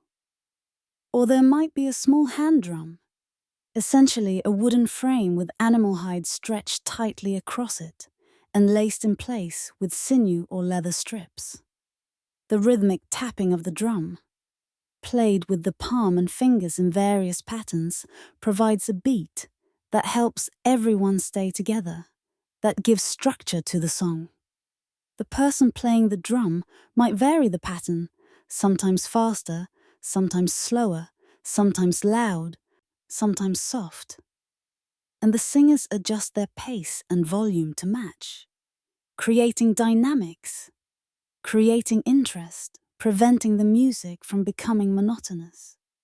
But most often, especially in an ordinary household like this one, there are no instruments, just voices, human voices raised in song, filling the smoky interior of the house, pushing back against the darkness and the cold outside.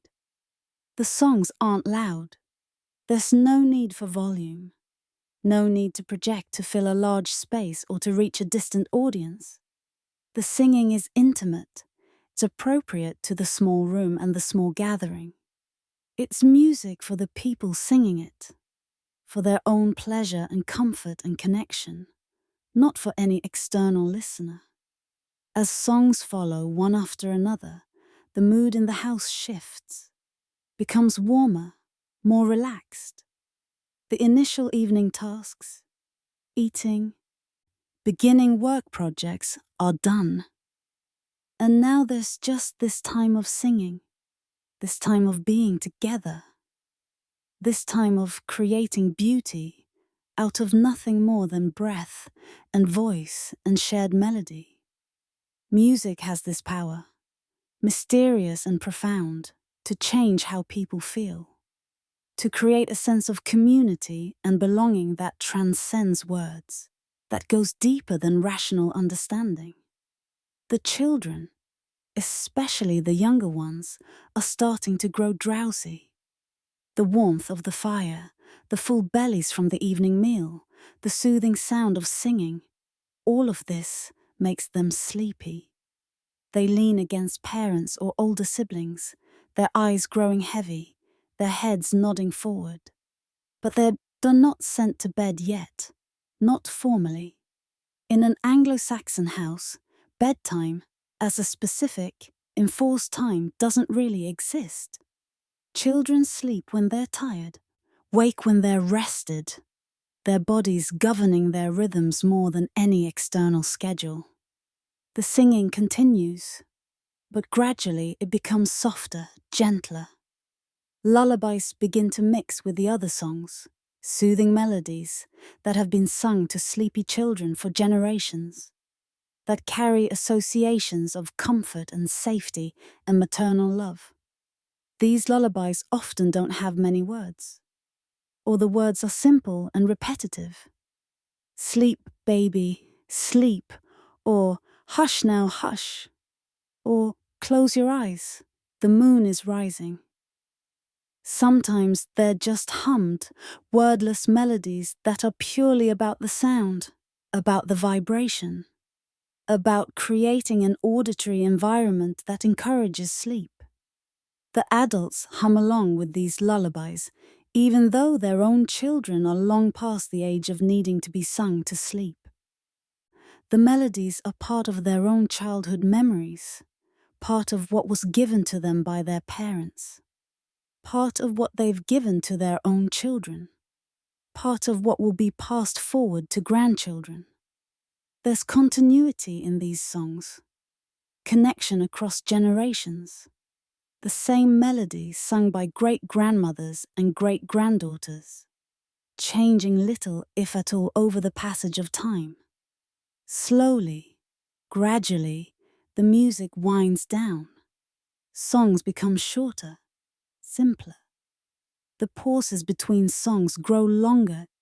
Eventually, there's more silence than singing, just the occasional soft humming from someone who's still working, whose hands are still moving in their repetitive tasks, who hums almost unconsciously, the music a background to thought rather than a focal point. The singing has served its purpose. It has entertained.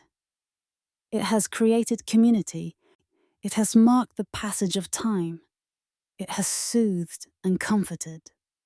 Now, as the evening deepens toward true night, as the fire burns lower and the cold presses closer, the family settles into quieter activities, into the last phase of the waking evening before sleep finally claims everyone. As the evening deepens toward true night,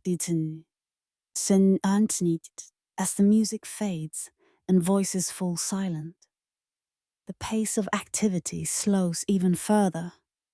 The initial productivity after the evening meal, the spinning and mending and learning and singing, gives way now to a more relaxed, more contemplative atmosphere.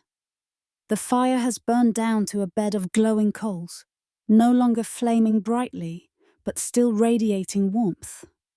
The light is dimmer now, barely sufficient for detailed work, creating long shadows that stretch across the floor and climb the walls, making the house seem larger and more mysterious than it does in full firelight.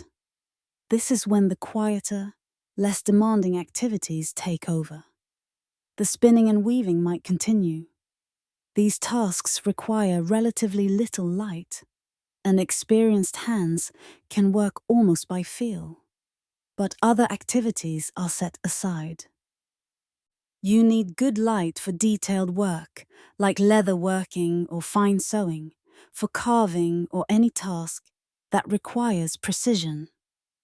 Now, in this dimmer light, people turn to work that doesn't require as much visual precision, or they simply rest, sitting in the warmth, letting the day's exertions drain away. Wulfric might work on sharpening tools, a task that's necessary and ongoing, and that can be done by feel as much as by sight. He sits with a whetstone across his lap, adding a little water to its surface. Water helps the sharpening process, reduces friction, carries away the tiny metal particles that are ground off. He draws a knife blade across the stone in long, careful strokes, always moving the blade away from himself for safety, feeling for the angle that's correct for this particular blade. The sound of metal on stone is rhythmic, almost musical. A soft scraping sound that rises and falls as he works. There's something meditative about this work, something that settles the mind. The repetitive motion, the focus on angle and pressure, the gradual improvement of the edge. It's absorbing without being stressful, engaging without being demanding. He tests each edge carefully with his thumb, not cutting himself, but feeling for the keenness of the blade, that particular sharpness that tells him the work is done properly. When he's satisfied with one tool, he sets it aside carefully and picks up the next one. A sharp tool is more than just convenient. It's essential. Dull blades make work harder, more tiring, and paradoxically more dangerous. A dull knife is more likely to slip, to require excessive force that can lead to loss of control and injury. A sharp axe splits wood cleanly with minimum effort. A sharp adze shapes wood smoothly. So this time spent sharpening isn't wasted or idle. It's investing in future efficiency. ensuring that tomorrow's work will go smoothly, that tools will perform as they should. Edgifu might be checking and organizing her stores of herbs and medicines, work that's important, but that doesn't require bright light.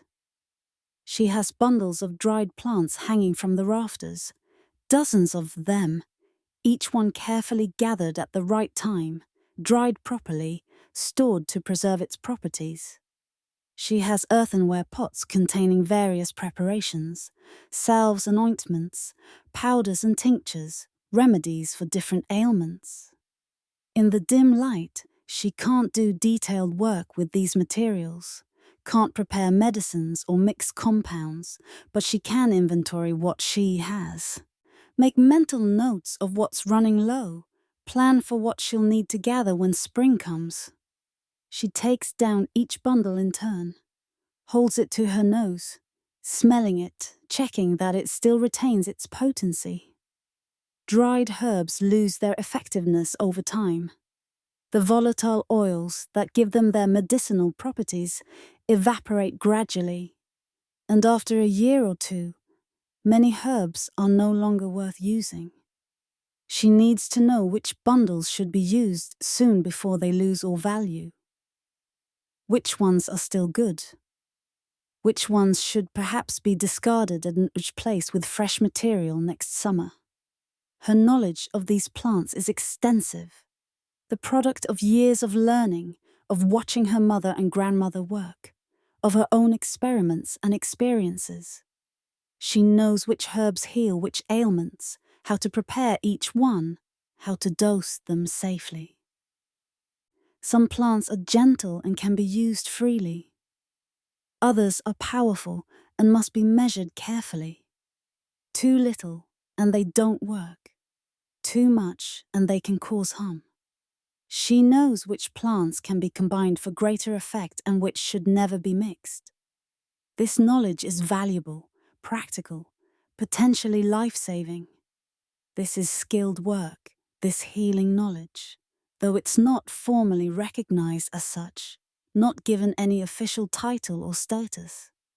In a world without trained doctors, without hospitals, without pharmaceutical companies or pharmacies, the women who know how to treat common ailments with herbal remedies are crucial to their community's survival.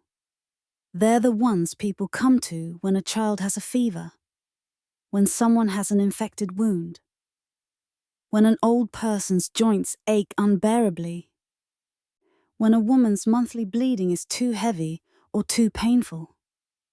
Edgifu learned from her mother, who learned from her mother before her, a line of knowledge and practice going back through time, preserved through oral teaching, through demonstration, through the careful passing of wisdom from one generation to the next. The older children might be engaged in simple but soothing tasks that don't require much light or much mental effort. Sorting things. Dried beans, separated by type into different containers, peas into their own container, lentils into another. Rolling balls of yarn that have become tangled, or that need to be wound from skeins into forms easier to use for knitting or weaving. Organizing tools or utensils, making sure everything is in its proper place, that nothing has been misplaced or forgotten.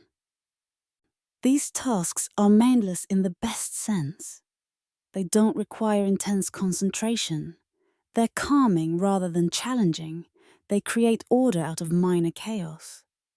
There's something deeply satisfying about this kind of work, this simple ordering of one's environment. When you sort beans, you can see the results of your labor immediately. 3 neat piles where there was once a jumbled mixture. When you roll tangled yarn into a tidy ball, you've transformed disorder into order, created something pleasing to look at and easier to use. These small victories matter, especially at the end of a long day, especially in the depths of winter when larger victories, good harvests, successful hunts, projects completed, are months away. The younger children are mostly asleep by now. They've curled up on benches or on the floor near the fire. Wrapped in their cloaks or covered with blankets, kept specifically for this purpose. No one has formally put them to bed. They simply drifted off where they sat, overcome by the warmth and the fullness of their bellies and the lateness of the hour. Their sleeping forms are just shadowy lumps in the dim firelight, occasionally stirring, making small sleeping sounds, then settling again into deeper sleep. The grandfather in his corner might appear to be dozing, his chin sunk on his chest, his eyes closed, but he's not fully asleep. Old people often sleep lightly, in fits and starts, and the line between dozing and waking is blurry for them. He might suddenly speak up with a comment or observation sparked by something someone said earlier, then lapse back into his drowsy state. Or he might simply sit quietly, resting but aware. Content to be warm and surrounded by family, requiring nothing more than this simple comfort. The conversation, such as it is at this late hour, becomes fragmentary, disjointed. Long silences fall between comments. Someone might remark on the cold, "Listen to that wind, it's picking up." And another person might respond, "Yes, it'll be colder tomorrow." And then there's silence again for several minutes. Someone might mention plans for tomorrow. "That fence by the goat pen needs attention." And receive an acknowledgement, "I'll help with that." And then silence. These aren't awkward silences. They're comfortable. The silence of people who know each other well and don't feel any need to fill every moment with speech.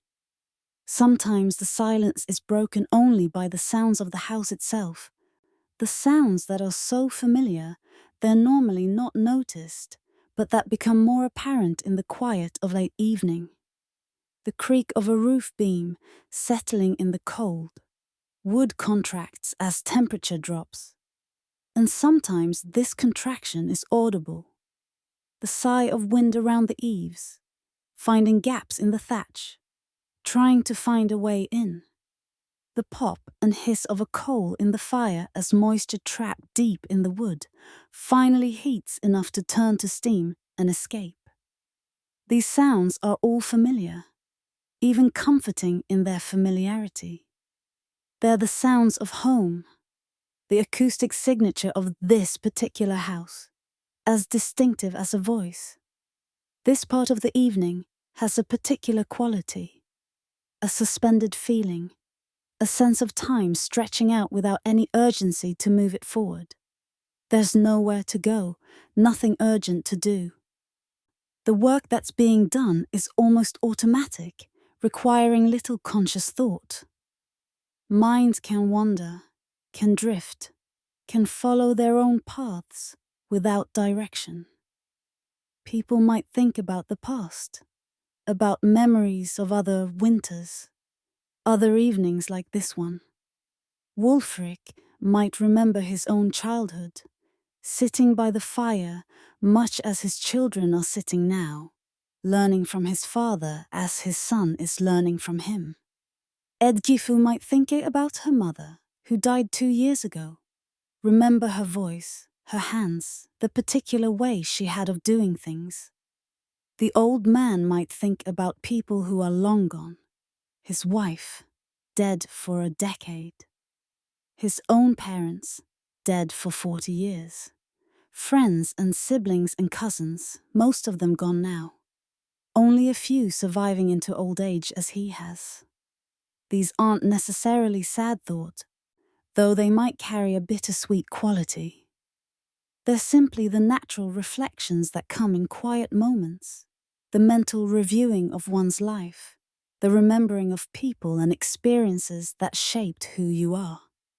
There's a continuity to these thoughts, the recognition that you're part of a chain, a link between past and future, that what was given to you by your parents you're now giving to your children, that the patterns repeat generation after generation. Or people might think about the future, though the future in Anglo-Saxon thinking tends to be relatively near: the coming spring, the next harvest, plans for the next year. They don't think in terms of long-range plans spanning years or decades. Life is too uncertain for that, too subject to the whims of weather and disease and accident. But they can hope for a good spring, plan for what they'll plant. Imagine the warm days of summer, look forward to specific events, a marriage that's planned, a child who will be born, a trip to visit relatives. Or they might think about nothing in particular, their minds quiet and still like the winter landscape outside. This is a kind of meditation, though they wouldn't call it that, wouldn't have that word or concept. It's simply the natural state of the mind when it's not being stimulated by constant input, when there's nothing demanding immediate attention, when you can just be, just exist, without needing to do or think or plan or worry. The dim firelight creates an intimate space, a bubble of warmth and faint light in the vast darkness that surrounds the house. Everyone in this small circle of light is someone you know deeply, someone you see every single day, someone whose patterns and habits and quirks are as familiar as your own. There's a deep comfort in this familiarity, in this belonging, in this sense of being part of something larger than yourself. Family isn't just about blood relationship. It's about this daily proximity, this shared life, this web of mutual dependence and care. Outside, beyond the walls of the house, the village is dark and quiet. Here and there, other houses have their own fires, their own glowing centers of warmth and life, small golden spots visible through cracks in walls and doors. But mostly, the world outside is darkness and cold and silence. Inside each house, though, is light and warmth, and the quiet murmur of human presence, the last waking activities before sleep, claims everyone. This is how humans have lived for thousands and thousands of years. So, since the first discovery of fire, since the first decision to shelter together against the night and the cold and the dangers that darkness might hold, the specific technology has changed. These Anglo-Saxons have iron tools, woven and cloth, pottery, domesticated animals. But the essential pattern remains the same: a fire, a family, shelter against the elements. The darkness kept at bay, at least temporarily, at least for these hours. The slow, patient passage of evening into night, of wakefulness towards sleep. Eventually, inevitably, even the adults begin to feel the pull of sleep, that gentle but insistent pressure, that heaviness in the eyelids, that increasing difficulty keeping thoughts focused and coherent. The hour is late, though without clocks to measure it, late remains a relative term, understood more through feeling and accumulated tiredness than through any specific number. Perhaps it's 9 o'clock by our modern reckoning. Perhaps 10. Perhaps even later. The exact hour doesn't matter, and wouldn't mean anything to these people. What matters is the tiredness that's settling into bones and muscles, the readiness for sleep that comes naturally when you've been awake since dawn and have worked physically all day. The preparation for sleep in an Anglo-Saxon household is simple, almost minimal by our standards. There are no elaborate bedtime routines, no changing into special sleeping clothes, no brushing of teeth or other hygienic rituals that we consider essential. The family is already wearing most of what they'll sleep in. Their layers of wool clothing that have been providing warmth all evening and that will continue to provide warmth through the night. The house is essentially one large room with a high-peaked roof. though there might be a small partitioned area at one end, a semi-private space for the head of household and his wife, separated from the main room by a curtain or a partial wall made of wattle and daub. Most of the family, though, sleeps in the main room, in beds that are really just raised wooden platforms built against the walls. These platforms are filled with straw or dried heather or bracken fern, materials that provide some cushioning and some insulation from the cold that seeps up through the floor. Over this plant material are whatever textiles the family possesses. Blankets woven from wool, perhaps a few furs if the family has been successful in hunting or trapping. Old cloaks that have been demoted to bedding duty. The youngest children, already deeply asleep where they were sitting or lying near the fire, are picked up and carried to bed by parents or older siblings. The children barely stir, accustomed to this routine, their bodies limp with sleep. They're tucked into their sleeping spots, blankets pulled up over them, perhaps 2 or 3 children to a bed on particularly cold nights.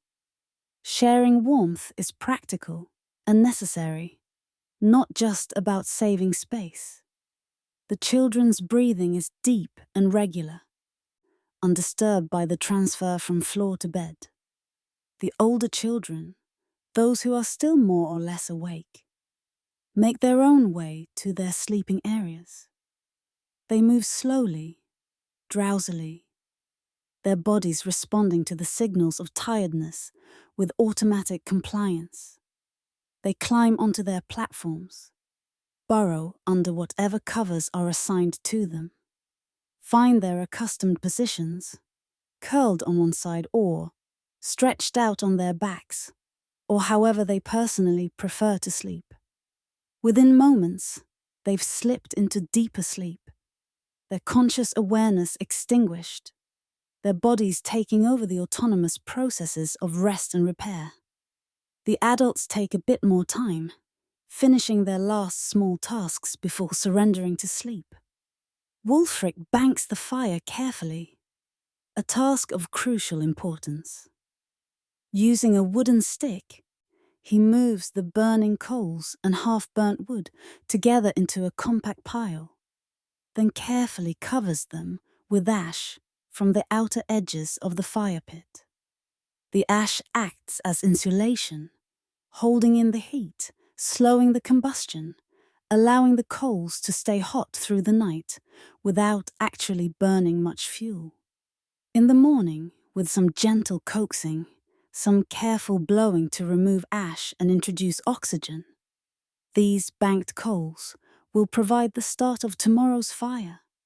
Letting the fire go completely out is to be avoided if at all possible. Starting a fire from nothing requires flint and steel or flint and iron, striking sparks into a nest of tinder, dried grass, cattail fluff, charred cloth, whatever material will catch from a spark, and then carefully coaxing those tiny embers into actual flame. It's time-consuming, frustrating when the tinder is damp or when the sparks won't catch, requiring patience and skill. Much better to keep coals alive overnight, to maintain that connection to fire, to ensure that tomorrow's fire is just a matter of adding fuel rather than creating fire anew. Ed Gifu does a final check of the house, moving through the dim space with the confidence of someone who knows every inch of it intimately. She checks that the door is properly secured. The heavy wooden bar is slotted into its brackets on either side of the doorframe, effectively locking the door closed. This isn't primarily about security from human intruders, though that's a consideration in unsettled times. More importantly, it ensures the door stays firmly shut against wind and cold and against any wild animals that might be wandering. Wolves, in bad winters, though they were rare now. More commonly, stray dogs or opportunistic foxes. She verifies that valuable or important items are stored safely. The food supplies are in the storage area at one end of the house, up on shelves or in sealed containers, hopefully secure against mice and rats, which are a constant problem. The rats are clever and persistent, able to gnaw through wood given time, able to squeeze through surprisingly small openings. Eternal vigilance is required to protect stored food. Tools are accounted for, put in their proper places so they can be found easily in the morning. The cauldron has been moved slightly to the side, away from the central area, so no one will accidentally kick it in the night. The grandfather is already in his bed, having moved to his sleeping area earlier in the evening, tired before the younger, more robust adults. He's likely not fully asleep yet. Sleep doesn't come as easily to the very old as it does to children. But he's lying quietly, wrapped in his blankets and furs, conserving warmth, conserving energy. Perhaps he's praying silently, the prayers he learned as a child. Perhaps he's simply lying there, aware, but not thinking, in that twilight state between waking and sleeping. Perhaps he's listening to the sounds of the family settling for the night, taking comfort in the familiar noises, in the assurance that he's not alone, that he's cared for, that his last years are being spent snug among family, rather than in lonely isolation.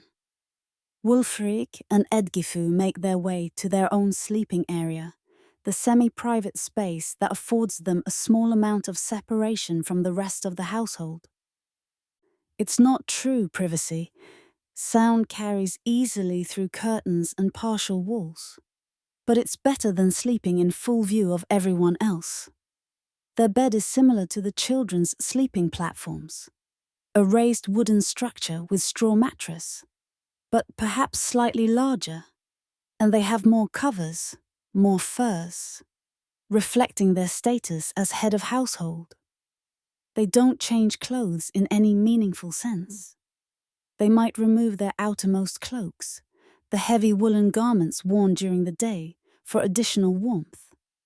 But they keep on their tunics and leggings, the base layers that provide both warmth and modesty. The idea of special sleeping garments, of nightgowns or pajamas, is foreign to this time and place. You sleep in your daytime clothes, minus perhaps one layer. This is practical. The house is cold, the night is cold. You need all possible warmth. And in an emergency, if you need to get up quickly, you're already dressed. They lie down on their bed, pulling the covers up, layers of wool blankets, perhaps a bearskin or deerskin on top for extra warmth and weight. They settle into the positions they've slept in for years, their bodies knowing automatically how to arrange themselves for comfort. Perhaps they speak a few words to each other, quiet observations about the day, or thoughts about tomorrow, intimate communication that's only possible in this relative privacy. Or perhaps they're too tired for speech, just lying close together, taking comfort in each other's presence, the warmth of another body nearby. The house is quiet now, except for the sounds of sleep and near sleep. The gentle rhythmic breathing of children, deep in their slumber. An occasional shift or rustle as someone moves in their sleep, adjusting position. The grandfather's rougher breathing. Not quite a snore, but deeper and more irregular than the breathing of the younger sleepers.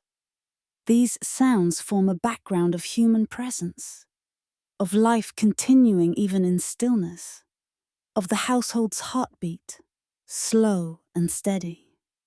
The fire is barely visible now, just the dullest red glow from beneath its covering of ash. It provides almost no light, just the faintest hint that it exists, that somewhere under that grey ash, heat and ember persist. The darkness in the house is nearly complete, that absolute enveloping darkness that's almost impossible to experience in the modern world with its ambient light pollution, its electric devices with their tiny LEDs, its streetlights and passing cars. This is pure darkness, the complete absence of light. The kind of darkness that allows the eye's rod cells to become fully active, that lets you see stars with perfect clarity when you step outside, that makes even faint moonlight seem bright. Without any visual stimulus, without light to trick the brain into continued wakefulness, sleep comes easily, naturally. The body's circadian rhythms, not disrupted by artificial light, by screens, by the ability to extend day indefinitely, function as they were designed to function. Darkness signals sleep time. The body responds, producing melatonin, slowing metabolic processes, beginning the night's work of repair and restoration and memory consolidation. Sleep in Anglo-Saxon England, in pre-industrial Europe generally, is different from sleep in the modern world in several ways. Without electric lights to extend the day, without alarm clocks to enforce rigid wake times, people's sleep patterns follow natural rhythms more closely. They go to bed not long after dark, earlier in winter when nights are long, later in summer when nights are brief. They wake with the dawn, or shortly after, when light begins to penetrate through cracks and gaps in the house's walls and roof. This means their sleep duration varies with the seasons. Longer sleep in winter, shorter in summer, matching the natural cycle in a way that modern sleep schedules rarely do. Moreover, sleep might be segmented, divided into two distinct periods, with a wakeful interval in between. Studies of pre-industrial sleep patterns suggest this was common. People would sleep for 3 or 4 hours, what was called first sleep, then wake for an hour or two, then sleep again for another 3 or 4 hours, the second sleep. During the wakeful interval, people might lie quietly, might pray or meditate, might have quiet conversations with whoever shared their bed, might get up to tend the fire or check on children or relieve themselves. This segmented sleep pattern wasn't seen as a problem or as insomnia. It was just how sleep worked when you weren't fighting against natural circadian rhythms with artificial interventions. The wakeful period between first and second sleep was valued time, quiet time, a liminal state between day and night when the mind was rested but not fully alert, when thoughts and reflections came easily, when problems sometimes solved themselves, when prayers felt particularly heartfelt and immediate. Not everyone follows this pattern every night, and it's not rigidly structured, but it's common enough that it's recognized and expected. Wulfric, lying in the darkness beside his sleeping wife, might find himself waking after a few hours of sleep. He lies still, not troubled by the wakefulness, not trying to force himself back to sleep. His mind is quiet but active, thinking about tomorrow's work in a calm, planning way. The fence needs mending. He'll need to gather materials. Wood needs to be split. That's heavy work, but necessary. The goats need checking. One of them seemed to be limping slightly yesterday. These thoughts aren't anxious or stressful. They're simply the natural considerations of daily life, the mental organizing of tasks and priorities. After some time, perhaps half an hour, perhaps longer, his thoughts slow, become more dreamlike, less connected. He feels himself drifting back towards sleep. That gentle slide from wakefulness into unconsciousness. He adjusts his position slightly, pulling the covers more securely around himself, and lets sleep reclaim him. Edgifu might wake during the night to check on the children, especially if she hears one of them stirring or making sounds. Mothers sleep lightly, always attuned to their children's needs even in sleep. She'll listen carefully, determining if the sound requires investigation or if the child is simply shifting in sleep. If necessary, she'll get up. The cold air hitting her as she leaves the covers is a shock, but she's used to it, and make her way to the children's sleeping area. She'll pull covers back up over a child who's kicked them off. Will settle a child who seems restless or who might be having a bad dream. Will make sure everyone is warm enough. Then she returns to her own bed, burrows back under the covers, seeks Wulfric's warmth, and sleeps again. The night passes slowly, measured not by the ticking of clocks, but by the imperceptible movement of stars across the sky, by the gradual deepening of cold as the earth radiates away the day's small accumulation of heat, by the cycles of deeper and lighter sleep that everyone experiences, by the slow turning of the world that will eventually, inevitably, bring dawn. In the deepest part of the night, when sleep has claimed everyone in the household and the village lies silent under the winter sky, there's a particular quality to the darkness and the quiet, a feeling that's almost tangible. This is the time, perhaps midnight, perhaps 2 or 3 in the morning, when the world seems most remote, most mysterious, when the boundary between the ordinary and the extraordinary seems thinnest, when imagination can make the darkness hold things it doesn't actually contain. The Anglo-Saxons, like most pre-modern peoples, have a complex and somewhat ambivalent relationship with the night, particularly with the deep night, the hours when even the hardiest and bravest prefer to be indoors, sheltered, safe. Night is obviously a time of rest, a necessary counterpart to day's activity, a time when the body recovers from labor and prepares for more. But night is also slightly dangerous, slightly uncanny, a time when the normal rules might not fully apply, when things not usually seen might be glimpsed, when the veil between the visible world and the invisible world might grow thin. In the Christian cosmology that now dominates Anglo-Saxon England, night is when demons might be abroad, when evil spirits move through the world relatively unhindered, when Satan's minions have greater freedom. This belief isn't hysterical or paralyzing. People aren't terrified of night, but it exists as background understanding, as part of the worldview. Prayers, said at bedtime, are partly for this reason, asking for divine protection during the vulnerable hours of sleep, when the soul is less alert, less defended. The house itself, blessed by a priest, during its construction or shortly after, is understood as a sacred space, protected against malevolent spiritual forces.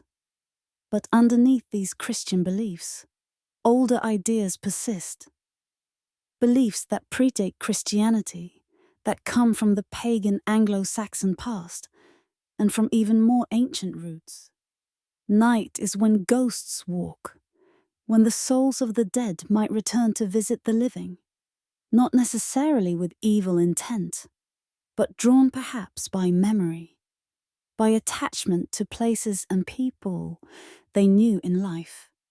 Night is when strange creatures from folklore, elves perhaps, or the mysterious beings called wights, or other entities from the old stories, are most active, most likely to be encountered. These aren't necessarily malevolent beings in Anglo-Saxon folk belief, though they can be dangerous if offended or disrespected. They're more like inhabitants of a parallel world that sometimes intersects with the human world. Beings with their own lives and purposes that occasionally impinge on human concerns. Most of the time, humans and these other beings keep to their separate spheres. But at night, especially deep night, the separation might weaken. Not that anyone actually expects to encounter such things. These beliefs function more as a framework for understanding the unknown, for categorizing things that can't be explained, for making sense of strange experiences. When you hear a sound in the night that you can't identify, and there are always sounds, the house settling, small animals, the wind making odd noises, you have a way to think about it, a context for it, that makes it less frightening than pure unknown mystery. Inside the sleeping house, these concerns seem very far away, almost theoretical. The space is familiar, domestic, utterly prosaic. The members of the family sleeping nearby provide comfort just by their presence, by the sounds of their breathing, by the knowledge that you're not alone. Whatever might be outside in the vast darkness, in here is family, is home, is safety. The blessed house, the banked fire, the sleeping forms of loved ones. These are protections more powerful than any. The fire, even banked and buried, is still a form of protection even beyond its practical warming function. Fire is civilization, is human control over nature, is light and warmth in a cold, dark world. As long as the fire exists, even as nothing but coals under ash, this space is human space, not wild space, not the domain of whatever haunts the darkness. In the morning, that fire will be coaxed back to life, and another day will begin, pushing back the darkness again. But for now, the fire sleeps as the family sleeps, dormant but not dead, waiting. Dreams come in the deep night, emerging from sleeping minds, sometimes vivid and memorable, more often fragmentary and forgotten. The Anglo-Saxons believe that dreams are meaningful, that they can be prophetic, or can carry messages from the divine or from the dead. Not every dream, certainly. Some dreams are clearly just the mind's wandering, the random sorting of daily experiences. But some dreams are more than that, are significant, are worthy of attention and interpretation. A particularly vivid dream, especially one that seems to relate to important matters, or to contain clear symbolism, might be discussed in the morning. The family might puzzle over its meaning together, offer interpretations, discuss whether the dream might be warning of something to come or advising a particular course of action. Dreams of dead relatives are taken especially seriously. These might be actual visitations, spirits returning with messages, or simply with the desire to see their living family again. Dreams about future events are noted and remembered, to see if they come to pass.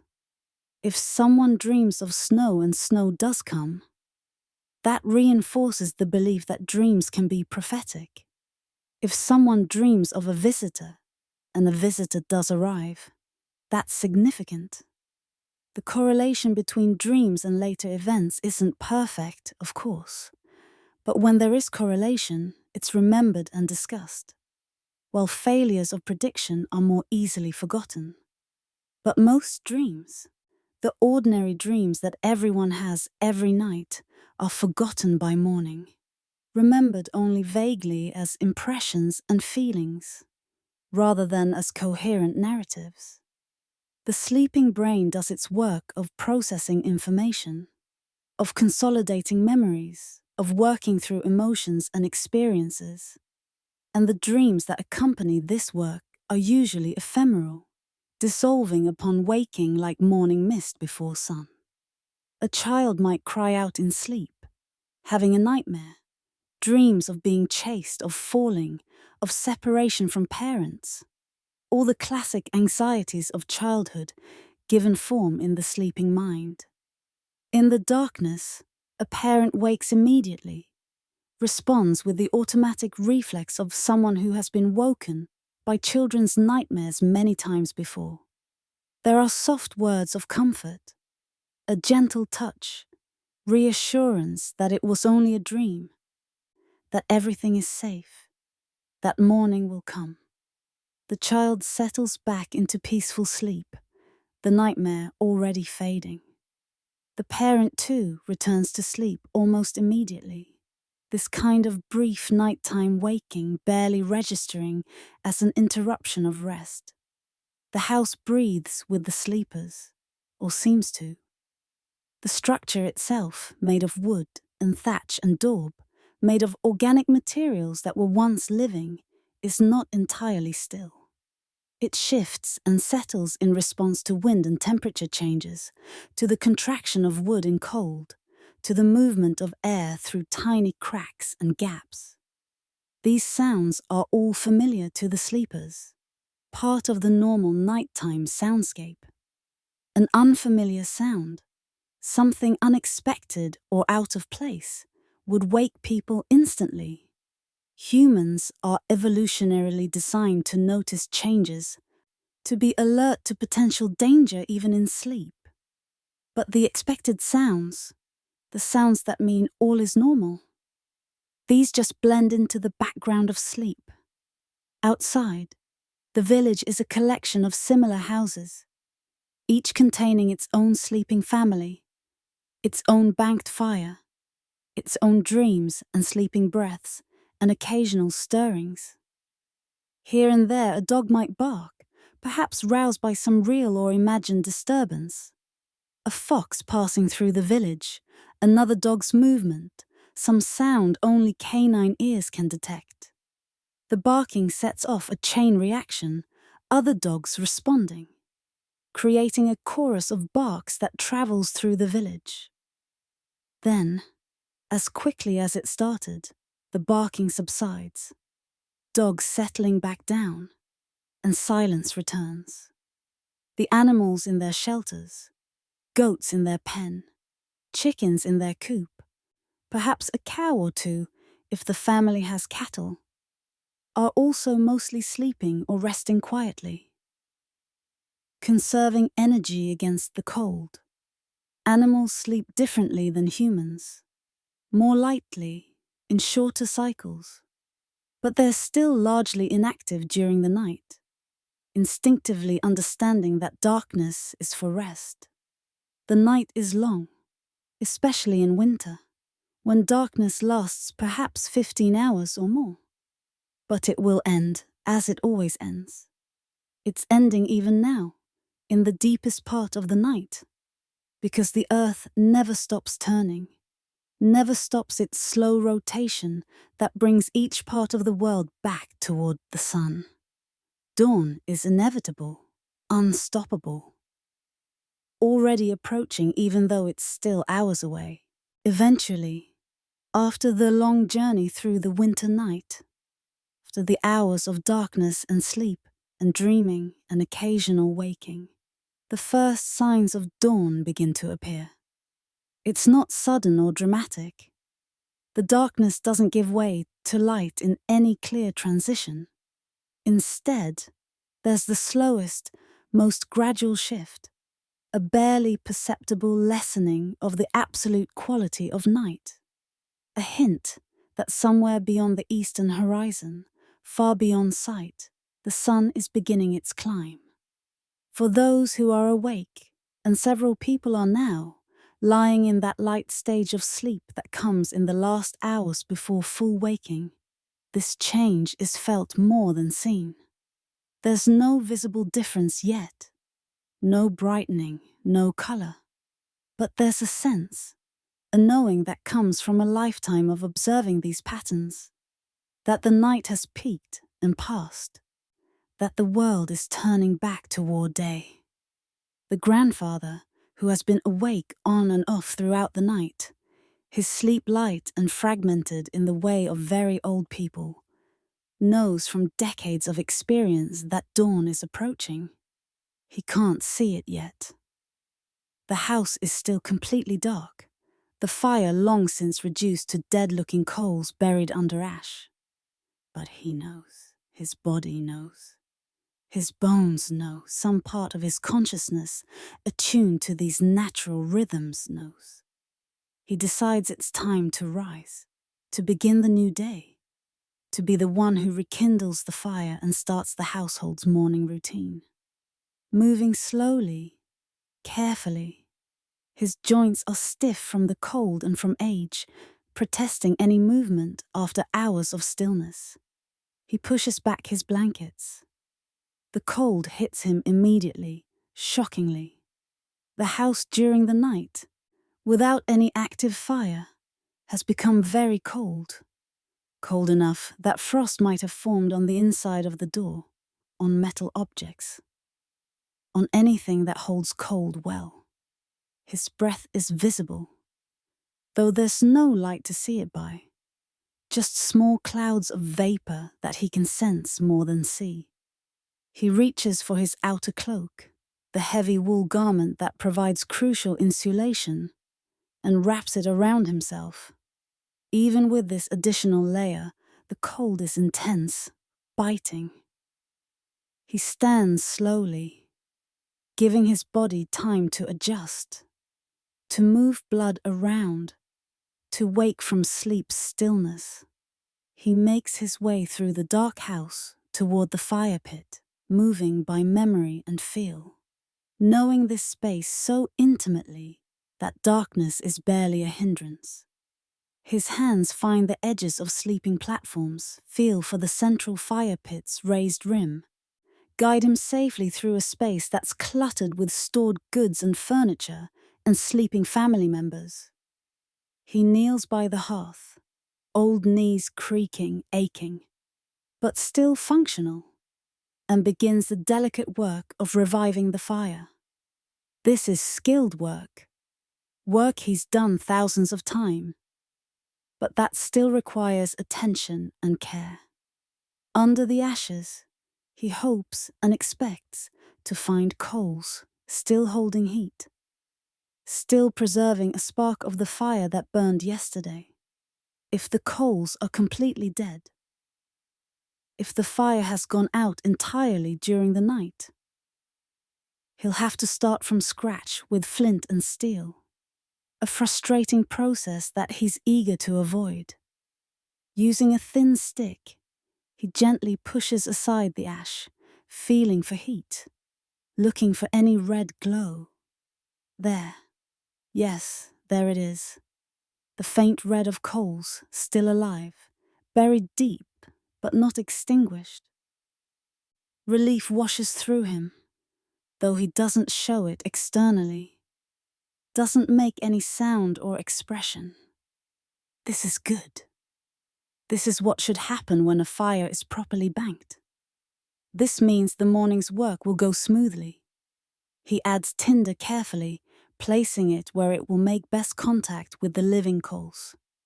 Dried grass, thin strips of bark, anything that will catch easily from low heat. Then he bends close and blows on the coals, gently at first, introducing oxygen, feeding the fire. The coals brighten under his breath, glowing more red, radiating more heat. He blows more strongly, steadily, patient, knowing that fire can't be rushed, that it must be coaxed, encouraged, given what it needs to grow. The tinder begins to smoke, thin grey wisps rising. He continues blowing, maintaining the steady stream of oxygen-rich breath. Then, suddenly, gratifyingly, a small flame appears, catching on the driest part of the tinder. Small, but real. He nurtures this flame carefully, adds more tinder, slightly larger pieces, building up gradually, then small twigs, then slightly larger pieces of wood. The fire grows, starts to crackle, starts to provide real heat, starts to produce light as well as warmth. The light from the growing fire begins to transform the house. Shadows retreat to the corners, pull back from the expanding circle of firelight. The sleeping forms of the family become visible. Lumps under blankets and furs, slowly revealed as the light grows. The grandfather can see his breath now. See the frost on the door. See the familiar interior of the house emerging from absolute darkness into dim visibility. The fire's light and its growing warmth, the small sounds of the grandfather moving around, the crackle of burning wood. These begin to wake others in the household. Wulfric stirs in his bed, processes the information his senses are providing, recognizes that dawn is coming, or has come. He lies still for a moment, gathering his courage to face the cold that waits beyond his blankets there, then makes himself get up. No amount of lingering will make the cold less intense. Better to just face it, to get moving, to let activity warm the body. He joins his father at the fire, warming his hands over it, feeling the blessed heat begin to penetrate his cold fingers. They don't speak. It's too early for conversation. And the routine is so established that words aren't necessary. But there's communication in the shared activity, in the simple fact of working together on the morning's necessary tasks, in the continuation of patterns established over decades. Edgif, who wakes, lies for a moment in that comfortable half-conscious state between sleep and full waking, then makes herself rise. She has her own morning tasks waiting, checking on the children, stirring what remains of last night's pottage, making sure it hasn't spoiled overnight, organizing the morning meal, beginning the day's endless round of work. She wraps her cloak around herself and begins moving through the house, efficient and purposeful. The children wake more slowly, more reluctantly, not wanting to leave the warmth of their beds and their blankets. But they know the routine, know what's expected.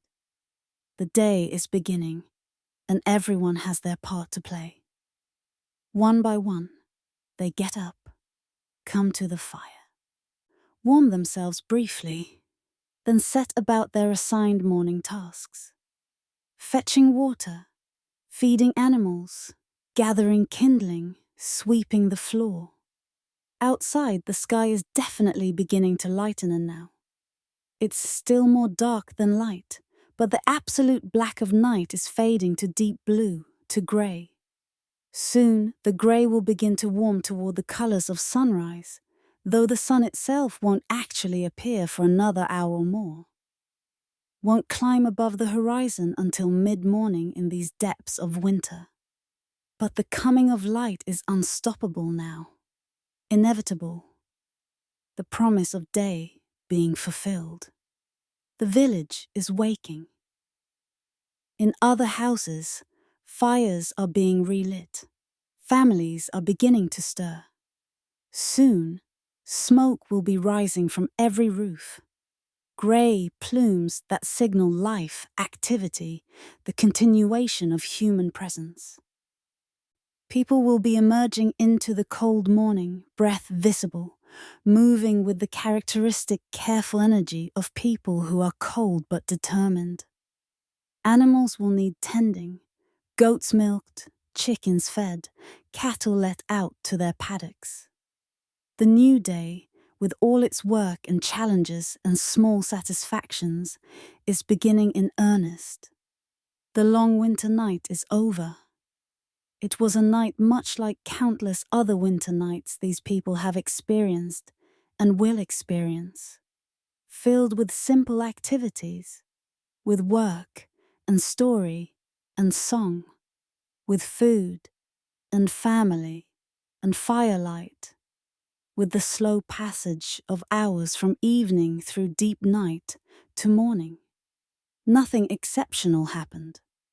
There were no crises, no celebrations, no events that will be remembered as significant.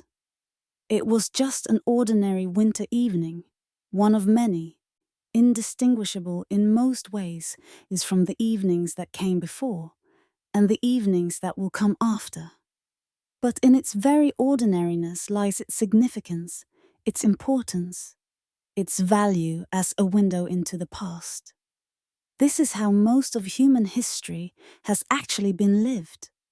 Not in the great events that make it into history books, not in battles and coronations and treaties, but in these quiet domestic moments, these evenings spent by the fire, these hours of simple work and simpler rest.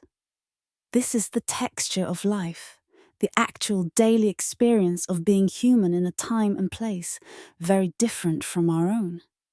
And as we step back from this Anglo-Saxon village, as we leave this family to continue their day, to face whatever small challenges and satisfactions this winter day will bring, we can perhaps carry something with them with us too. Despite the gulf of more than 1,000 years, despite the vast differences in technology and knowledge and way of life, we can recognize something essential in their experience, something that connects us to them across time. They gathered around a fire against the darkness. We seek warmth and light in our own ways. They worked with their hands. We still find satisfaction in making and fixing things. They told stories to entertain and to teach. We still tell stories, still value narrative. They sang together. Music still moves us, still creates community. They cared for their children. Parental love transcends all boundaries of time and culture. They face the cold and the dark with patience and courage. We face our own challenges with whatever resources we can muster. These are human things, universal things, that connect us across the centuries. And in watching this family through their long winter evening, in spending these hours with them in imagination, we've glimpsed something essential about what it means to be human. Not just in Anglo-Saxon England, but in any time, in any place. The day is beginning now in that village long ago, more than a millennium in the past. The family is moving into their daily routines, into work that must be done regardless of how tired they might be, into lives that will unfold in ways we cannot know. But for us, this journey through their night is ending. We leave them to their ongoing story, to whatever comes next in their lives, carrying with us images of firelight and shadow, the sound of voices in story and song, the particular quality of winter darkness, and the slow, patient passage of time in an age before clocks ruled our lives. May you find in your own life some of that peace and patience, that acceptance of time's natural rhythms. May you, like them, find warmth where there is cold, light where there is darkness, and company where there is solitude. May you know the satisfaction of work well done, the comfort of family or chosen community, the simple pleasure of being warm and fed and safe when the night is cold and dark. And now, as this story ends and your own night continues toward whatever dawn awaits you, rest well. Sleep peacefully. Let the images and sounds of this long ago evening fade gently into your own dreams. The fire burns low. The voices fade to silence and sleep. Blessed sleep claims us all.